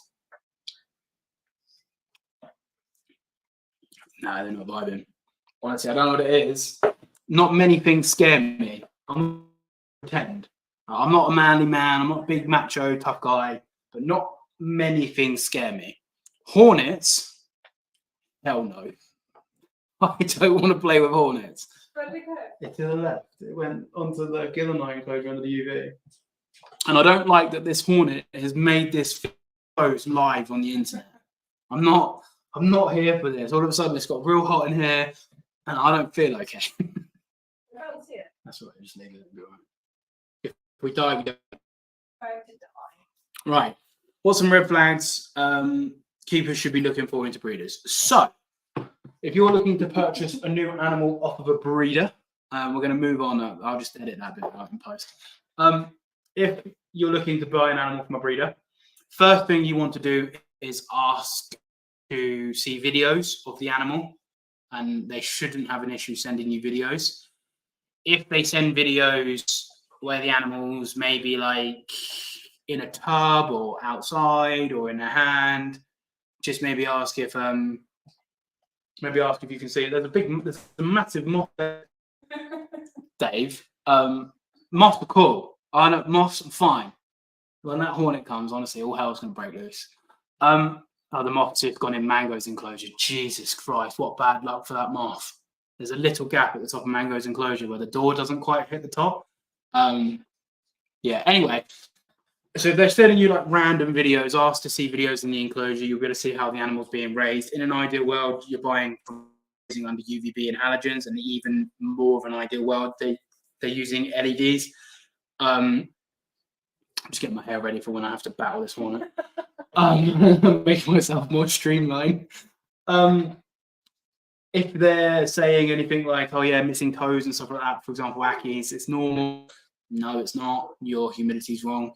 And also ask to see sort of how they're keeping their adults, because this is a controversial topic. If there's just like a rare animal, you can't get it anywhere else, you kind of got to cut your losses and swallow it. But if it's something like an Ackie, we want to be supporting ethical breeders. We want to be supporting people that are breeding in the correct environments. We want to be supporting people that are keeping naturalistically and in the best way possible. We don't want to be supporting people that are like battery farming and not using UVE and stuff like that. At least I don't. So when I'm buying an animal, I'm trying my best to find people that are doing it right, and I'd rather pay a little bit more for someone who is genuinely putting in time and energy rather than someone who's just churning stuff out. And that's my personal opinion. But for the most part, as long as they're raising their babies under UV, you're going to be okay. I think for me, that goes for snakes as well. I know a lot of breeders say, oh, this is just temporary, it's easy. I don't subscribe to that. I subscribe to every animal deserves UVB, whether it's a baby or not, and whether it's a gecko or whether it's a snake or whether it's a monitor. I personally believe everything should be raised under UV. I also understand breeding snakes under UV. That's why I don't breed snakes. But yeah, so that's I think that's the biggest thing, is just kind of do due diligence on how they're keeping.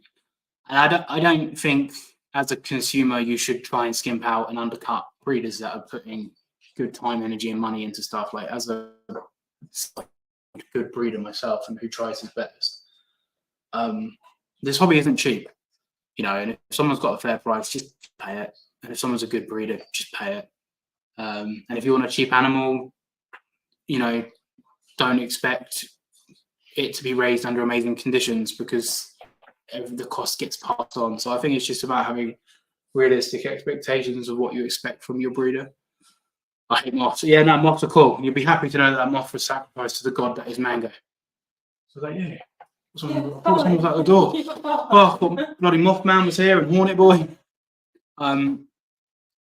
Never had a problem with hornets. I have, since moving to the countryside. We get like at least 17 a day. There's bloody like highway of hornets in this place. We have an apple tree and pear trees in the garden, so they're obviously all here for the bloody good times and get drunk on cider. I'm here for it. Love hornets.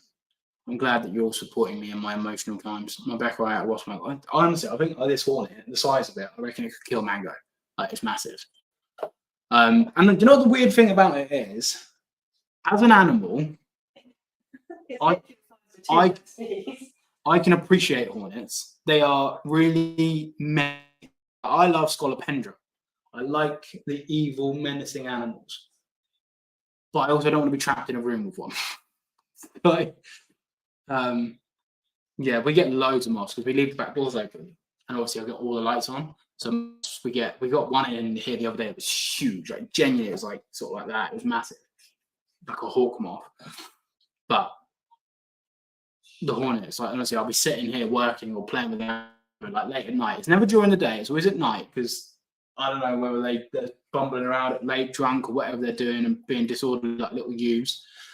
And all of a sudden, out of nowhere, you'll just hear buzz, and I'm like, oh no. Anyway, enough about hornets. I don't think the podcast will take it. I've had my peach for almost 2 years now. 2 years of training socialization. He's an absolute sweet friend and comes out 3 rounds every day. Yeah, yours is pretty good, to be fair to you. He's antagonizing it. Hornets almost co-hosting at this point. Honestly, this hornet, hornet rent-free in my head and house. And feet pissing it off. Oh, can you hear it? Oh, he's mad. Is it on the end of your stick? Yeah. Honestly, this woman, this is why I'm going to marry her. Oh, God, it's going to get her. No. Oh, he's here. Hello, Bryce. Are you tuned in just for the right time? We're being attacked by bloody hornets. Anyway, at least you'll know that I just am myself, unapologetically myself. Sorry I am late. That's okay. You've not really missed much. It's been good time. It's been bad internet. It's been good internet. I watched a hornet take a beam mid-flight, rip his head up and start eating it. Honestly, that hornet, and this is for everybody, that hornet probably did it just to show and prove a point. They're just not very nice. It's all your fault, Paul, that I'm falling in love with tree monitors. Would love to see your collection one day. Yeah, sorry. Tree monitors are the best though. It's one of these things that how special tree monitors are until they get them. And the tree monitors are hands down one of the best animals you can keep. They're just incredible. Appreciate you stopping in. Take care, Mikkel. Yes, we do. I bet the hornets you get in Australia like 19 times. And I'm not about it, Frizy. I'm not doing it. I don't want to do it. There's nothing about me that wants to do it. There's not a single part of me that would enjoy it. Where did it go? Where did it go? I don't know, probably planning its next attack. Oh dear. Oh, appreciate it. £5 super chat. Daniel, happy. Appreciate you, man. All right, this one is bugging me though. There's a joke in there somewhere. What else have we got? There's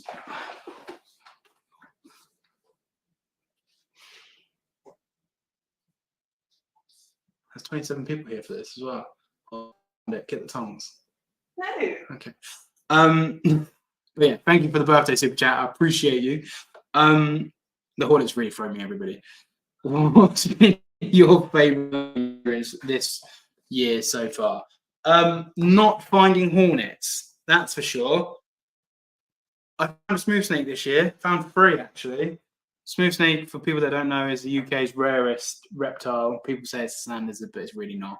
It's a smooth snake. I found 3 this year. They're highly protected, so you can't play with them or annoy them. But I actually managed to stumble across a couple whilst out herping, and I was over the moon because I've been trying to find those things my entire life. So I think that was my favourite this year. I want to get over to Europe next year. Is it gone? Oh, she's got rid of it, everybody. F's in chat. F? F's for Paul, but F for P. Yes, she's got rid of the hornet. Probably. And it's going to come and sting both of us. Anaphylactic shock live on YouTube. But yeah, I want to go over to Europe next year and do a bit more herping. Even just over the pond, they've got in France, they've got scorpions, praying mantis, centipedes, 7, 8, 9, 10 different species of snake, whereas we only have 3 over here. And then there's parts of Europe, there's chameleons. So that would be pretty cool. So yeah, I'm pretty pretty keen to do some herping next year. He got me a for my birthday, so I need to get some new lenses, and I want to get back into photography and enjoy some photography again. Go over, get some herping done. What's the Latin on a smooth snake, Ben? Thanks. Oh wow, they knows it. Yeah, they're a cool snake. More common in a lot more common in Europe. Dub for the wife. She'll come on now going, I'm not his wife. I'm just his fiance. Oh. I saw a video on Japanese hornets, and they sell dragonfly ornaments that are supposed to be in nature. Dragonflies predate on hornets. I think if we put a dragonfly in here, these hornets would probably come in and, I don't know, assassinate it as a game. These hornets here aren't to be messed with. They're possibly the scariest thing I've ever encountered in my entire life. France also gets hammerhead worms. Those are crazy. But I don't even know what that is. I can't even Google it because I've got no interweb. Yeah. I don't even know hammerhead worm. I have to see it now. Hammerhead worm. Let me Google web this.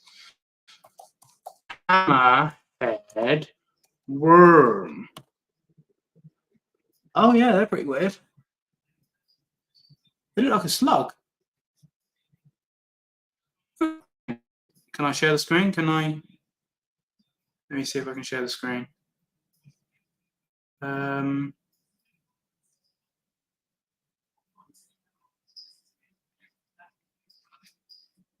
about that?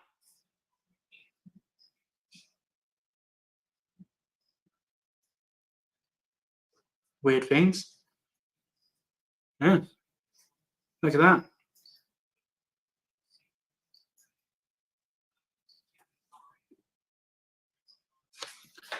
Well, the hornet is still massively throwing me. I'm running out of questions. There's only a couple more on here. So if anyone else has anything, drop them in the chat. We've been going for nearly 2 hours. It's not bad for a solo Sunday. I appreciate all of you that have tuned in. Also, as well, feel free to DM me if you either one want to come on or two you want to recommend someone to come on. But also at the same time, don't be offended if I say no. So that caveat out of the way. If you've got anyone you want to see on the pod, then send me a message. I can see what I can do. Controversial one. Can we talk about luring animals out in distress? Oof. Oof. So, for those who don't know, on the Animals at Home podcast, there was an episode where they spoke about luring, when you use tongs to get an animal to go from A to B, as negative in varanids, and I think they're saying all species, but it was dressed towards varanids. And they were saying that they were making animals do stuff they don't want to do, and it's not classed as training, and it can be negative welfare to do it with an animal that doesn't 100% trust you. And it kind of went a bit crazy. Yeah, it kind of went a bit crazy on Instagram. And again, I don't have a degree, so I can't talk on this. But my years of experience across multiple taxa is, it's irrelevant. So what I'm about to say to you is a lie.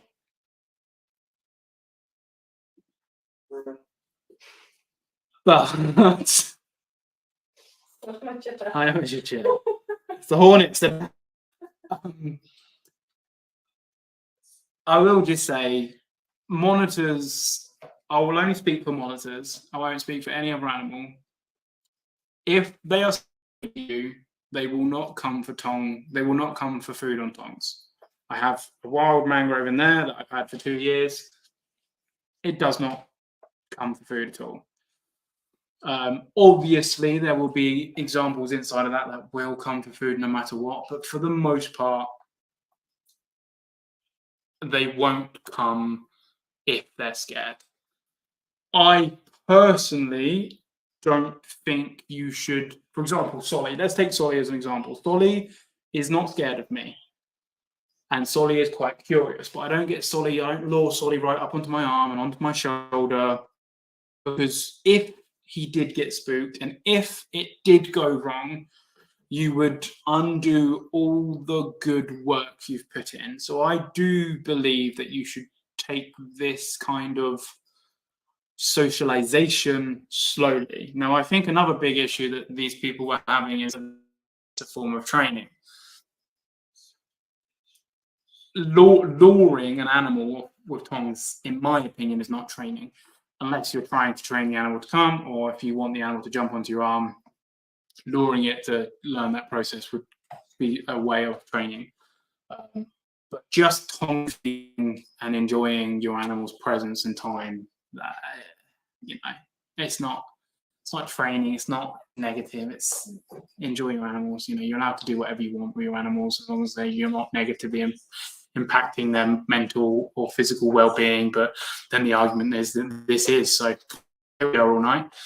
I do think you should take it slow. I don't think you should rush into tongue feeding them right up onto your shoulder, getting them to jump out, because sometimes monitors do spook. You get them to come out their enclosure, they do get a bit creeped out.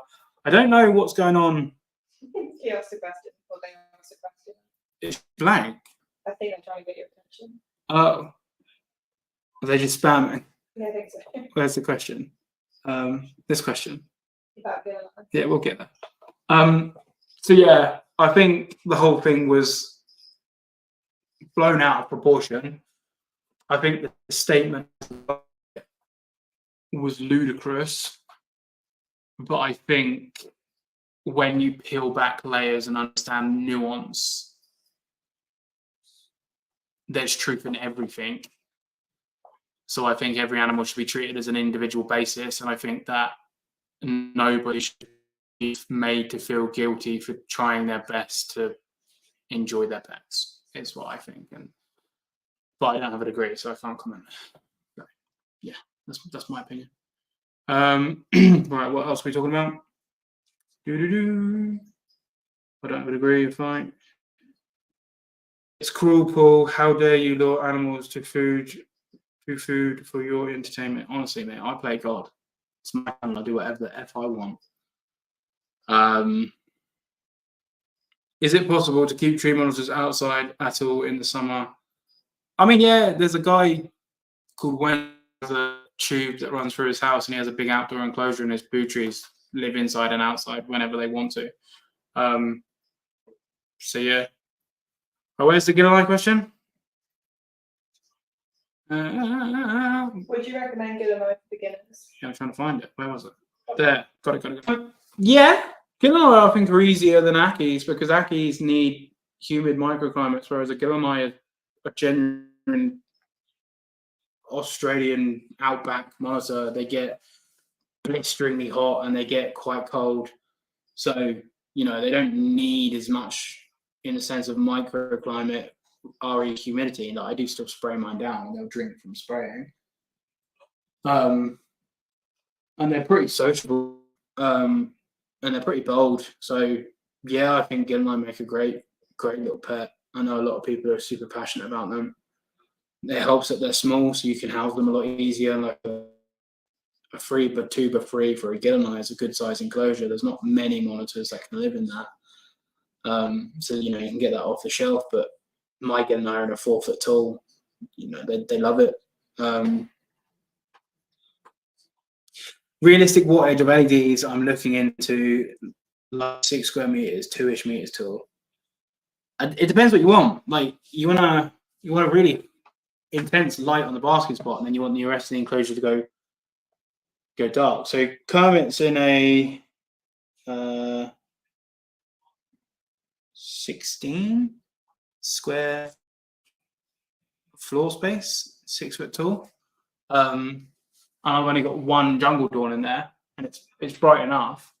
It's a 54 watt, but you can get some really high powered high bays, which you may or may not see on a YouTube channel coming to you soon.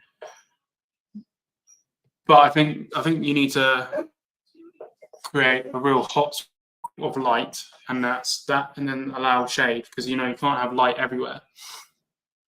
So we can go through it probably on DMs if you want, Baum. Because it's about creating especially for tree monitors, it's about creating a real bright spot and then allowing, because obviously in the wild, as you get lower down, you get less lux. So that's what it'd be. But I would be putting in 2 or 3 sort of 54-watt jungle dawns. That'd probably be more than enough, or like a 100-watt high bay, something like that. Where were we?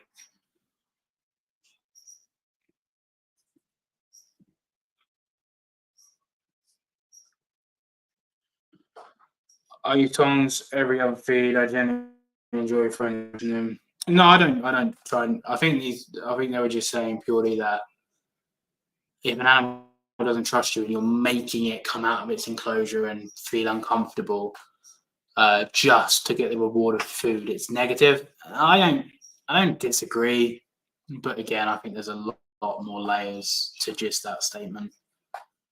So according to them, it's torture to make them chase their food to make them move sight. Yeah, pretty much. Which I disagree with. But yeah, pretty much. We we got there in the end. Kermit is an 8 square foot enclosure. Maybe. 2.4 square meters. Just LEDs, basking spots are separate consideration. I'm gonna just message you directly. Prefer 100 voice. Yeah, but LEDs are very important for the basking spot because you need to create a spot of light. So the LEDs need to be the most intense on the basking spot. So how you rig your overall lighting needs to be built around the basking spot.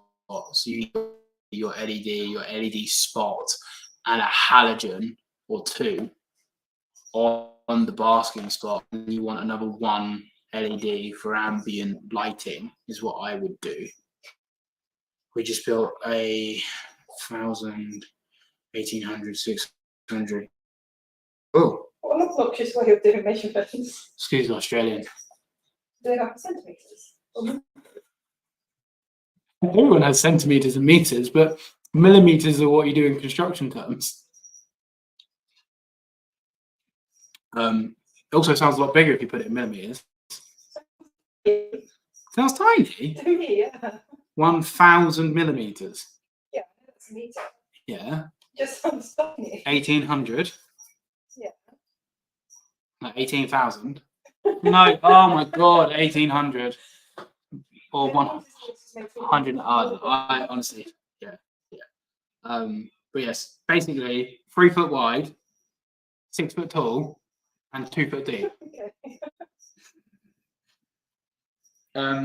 Kermit's a 446. I don't know what's going on, but yeah, my goods are in a 3 foot wide, 2 foot deep, 4 foot tall. So having an extra 2 foot would be sick. Like, sick. Mine 4, 8, 12, 16, and then times that by 6. 16 by 6. 60, it's 36. So 96 square feet. Is that right? I don't know. Stop the maths to set in my brain. Who minds? Is it 96? I don't know. 4 times 4 times 6. Yeah, 96. So Kermit's in 96 square foot. Yeah, anyway. Of course, there'll be brighter, more LEDs in the basking spot. It's just mainly trying to figure out an estimation how much electricity you're going to need. Yeah, I'd be putting a. So let me run you through Kermit. So Kermit's got a 39-watt UVB, which he doesn't need. He only needs a 24-watt. But he's got 39 UVB. He's got a 54-watt jungle dawn. He's got 2 35-watt halogens, and he had another 54-watt jungle dawn, which he will have again. But when we moved, I had 2 new enclosures, and I stole one of them to go in there because I didn't have any money because when we moved. So Kermit's other 54 is in this enclosure. So eventually Kermit will have another 54 watt. And what I do is put it at the top, shining down like that. So it still covers the basking spot, and I effectively use it as my LED flood. Whereas Mango has a 100 watt LED flood, two 50 watt halogens, a 36 watt Sansa grow light, a 39 watt UVB, and a 54 watt LED bar. That's what Mango has. So Mango's got a lot, and hers is 6 foot long, 4 foot deep, 6 foot tall. So yeah. Right. Anyway, now we've done that. I've only got like 1 or 2 questions left, everybody. So Fee left a question saying no, so she's very polite as always. Someone said, "What is your favourite animal you've ever kept?" Probably Mango, but Raven is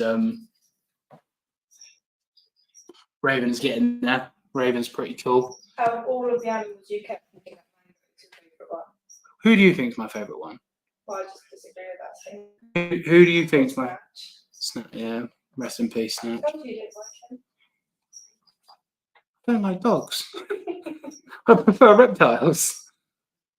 So for those of you who can or can't hear that, Snatch, may he rest in peace, God rest his soul, was our family dog that I purchased. Who was Snatch? Ben's a fake friend. Fella from the family. Fella from the film. Well, the film's called Snatch. He was named after the film. So the Guy Ritchie film, Snatch. My dog after that. Well, how old was I? 15, 14. 15. So I got Snatch on my 15th birthday. I paid for him with my own money.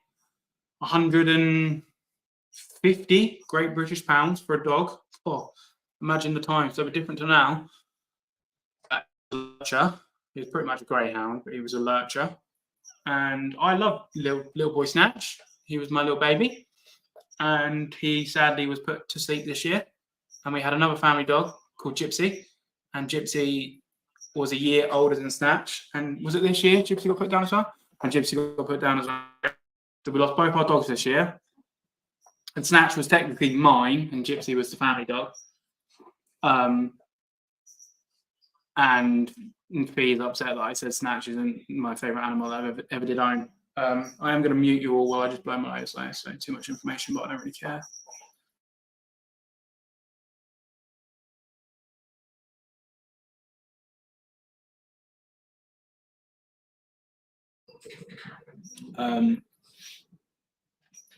Oh my God. Dog was named after Paul's favourite meal. Jesus. This channel, I was trying my best to be PG, and the Hornet came in and it's all gone out the window, like the Hornet. My goodness. Do I tell the story about Velvet? Velvet? Snatch. Ina. Yeah. I feel like it's relevant. Right, sit down, everybody. I've got a story time. For the 15 people that are still here, you're not going to miss this. So my mum, bless her, wonderful lady, love my mum. Shout out Paul's mum. She has chickens, if you didn't know. ADHD riddled. My mum, God rest her soul, she's not dead, but anyway, my mum, she would go out with the dogs and walk the dogs, like you do. You have dogs. And Snatch was an awfully soft dog, very, very, very, very fine coated, real soft Snatch it was. I love story time. Shout out Paul's mum. So this person, a couple of times this happened, people would come up to my mum and go, "Oh, is your dog friendly?" She's like, "Yeah, he's lovely." And they would stroke, "Oh, so soft, oh, it's lovely soft." And mum was like, "Yeah, my Snatch feels like velvet." And I had to explain to my mum that Snatch is another word for a female genitalia, and she was telling people that her Snatch feels like velvet. So I don't know why I'm sharing this story with everybody. If you're listening, I'm sorry, but you did it to yourself. So and if you're all wondering how I ended up so fucked up, cheers, mum.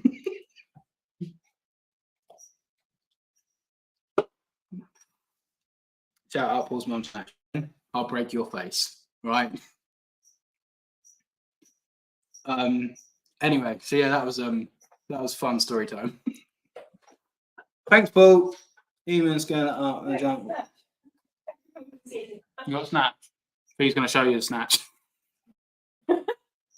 Oh, there's too many innuendos in this. There's a snatch. Oh, look at him. Here's a snatch. Yeah. Someone clip it. Honestly, are we all glad I'm back? Have we missed this? My Billy Dragon's trying to get out. Amy's a fan of the snatch story. That's a cute snatch. Yeah, I mean, he's dead now, but he was when he was alive. I don't really know where to go from Paul's mum be coming over to show her snatch. You're welcome. Achievement unlocked. Talking about Paul's mum's velvet snatch. Whoa. Pretty sure that comment I said it to you. Jesus Christ.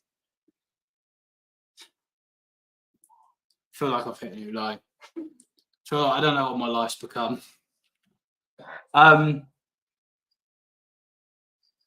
Anyway, we were talking about Mango. How's Mango? Someone asked. Mango's alright. She's got a little tiny scuff on her tail at the minute. That's around. The bearded dragon's like ready to party. He heard there's something to do with a snatch or something like that. He just wants to get out. Mango's alright. She's got a little blister. It's not a burn. I don't know what it is. She's got something on her tail. It's healing, so I'm not worried. But my blood, who's been flawless since I've owned her for the last 4 years. God forbid she injure herself. But you know, Mango's doing really well. Like I say, she laid eggs recently. I have more eggs in the incubator. And hopefully she should start cycling in sort of 30, 40 days. So yeah. Only fitting. Well, so she didn't produce me today. That's the problem. She produced me 2 days ago. It's just belated birthdays. It was my, what's it called? Is it called your golden birthday? It was my golden birthday. You turn your age on the day. So I turned 30 on the 30th. Ooh. Cheers, mate. It's my time to go. Thanks for story time. I'm glad you enjoyed Hazardous. In next time to see what the hell we'll talk about. Yeah, God forbid she does what my Mango did. Honestly, mangroves, they're not worth it. They're really not. Yeah, that's the problem. But yeah, I don't really, like I said, I generally don't really have anywhere else to go. I've been rambling on the internet for 2 hours to myself. But thank you all very, very, very, very, very, very much for tuning in on the return of the Captive Raptors podcast. I hope you've all enjoyed yourself. I hope I've helped you all take your... Oh, I look cross-eyed there. That was weird. I hope I've helped you all get out of your minds for the last couple of hours. Lost half a turn of mistress injury. Glad the pod's back. Yeah, so the pod will be back inconsistently, but I'm hoping to do at least 2 a month, even if they're just this shite, and I talk to you lot, you know, on a personal level. But I did put a post out the other day about, I like the idea, and it won't be every podcast, but you know, people that follow me religiously know I'm very open about my mental health and my struggles and all this other stuff. So I would like to get into the depths of what it is to be a keeper and why our brains do what our brains do and why we feel how we feel, and you know, losing animals and messing up with projects and stuff like that. See, everyone got the snatch story. Now they're all running. They're like, what have we do? Leave a comment on your way out. In the comment section is just snatch. So yeah, I would like to do like a deeper story time in my. It's like a section in the pod. I want to, you know, continue to explore the intricacies of harness keeping. I do want to go back to being mainly monitors, but I am interested in loads of different animals, so I will waver. I would like to do monitor dreams regularly.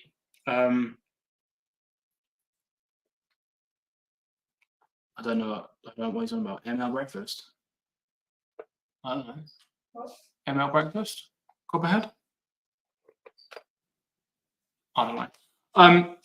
Yeah, I would like to do more monitor dreams because I do think people like that, like just mates chatting. I do want to give platform to, not that I'm big by any means, but I do want to give platform to all voices. They don't have to just be experts in their field. I do want to just start getting people on to talk, and I do want to just make this kind of dynamic of just rambling the norm, and just have conversations and just have a laugh. It's like being at the pub and having a drink in May. That's where I want the podcast to go. I don't really have any aspirations or desires. You know, I just enjoy talking to people about lizards, and that's the only reason I started this. So that's why I'm going to continue to do this, and I'm not going to get hyped up in the whole need to chase views and massive guests. I'm not interested in that. But speaking on that, if you do want to support me that little bit more, Patreon is in the link below. For £1 a month, you can get involved with the Discord, where much like this, I'm not going to say every day because that's a lie, but you know, we chat on there. I posted all the lizards on there today. They knew about the snakes that I don't talk about, you know, mangoes, eggs, all this other stuff. You get discount on animals, and if you want to check me out on there, it does help me for this sort of stuff, because I don't run at a loss, but I definitely don't make any money from doing this. You don't have to, obviously. I don't care. I'm still going to do it. But for those of you that do, I really, really appreciate you. Obviously, check out Responsible Reptile Keeping if you can. And if you are in UK, Europe, or Australia, check out HabiStat. If there's anything HabiStat doesn't do that you want it to do, message me. I'll see what I can do for you. America, soon come. I think that's about it, really. Thank you all for watching. I was a little bit not nervous, but I haven't podcasted in a while. Like, maybe I'm a nobody and no one wants to listen to me. So I'm really appreciative that people are still here and they do care for my ramblings. That does mean a lot, because I was always that weird kid that liked animals and never really had a social circle. And since starting Pause Monitors, it's been a bit more freeing, which is nice, and I appreciate you all for that. Don't live long, crazy reptiles, great longevity. I see Dylan just did a podcast. I haven't listened to it yet, but the title was something like "We Shouldn't Get Long-Lived Reptiles," and I was thinking about that. It sounded quite interesting, but I haven't listened to the podcast yet. This is the best podcast on YouTube. Always a great mix of great info and good laughs. No, I completely agree. I'm hands down the best reptile podcast in space. I don't care, bar none. Oh, that was a thing. I didn't even read that out. Wait. Oh, how could I forget? I don't know. Repti Chat said not to bother. Rebuttal. I wonder who put that. You know, I don't really have an ego. I'll probably seem that I do because I'm a very sarcastic person, but I know how great I am. I don't need to comment, Riddler. But no, all jokes aside, no sarcasm. I do really appreciate you all tuning in and taking up your Sunday evening, Monday morning for Australians. You know, it does mean a lot to me. As a first catching it live, it was great, definitely good for the brain after a long day. Hopefully, mate. No, I appreciate it. I'm glad you enjoyed. Whatever happens to sponsor me. If only we knew a guy. Give me time, Copperhead, and we'll see what we can do.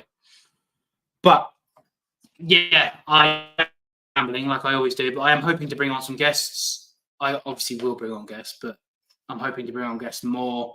I do like the solos. I do like talking to you lot. The whole point of me doing this whole podcast was to create a community, and so we can all hang out and talk, and you know, be a part of something that's bigger than us. And that's why I kind of started Pause Monitors, and that's why I decided to take the podcast live.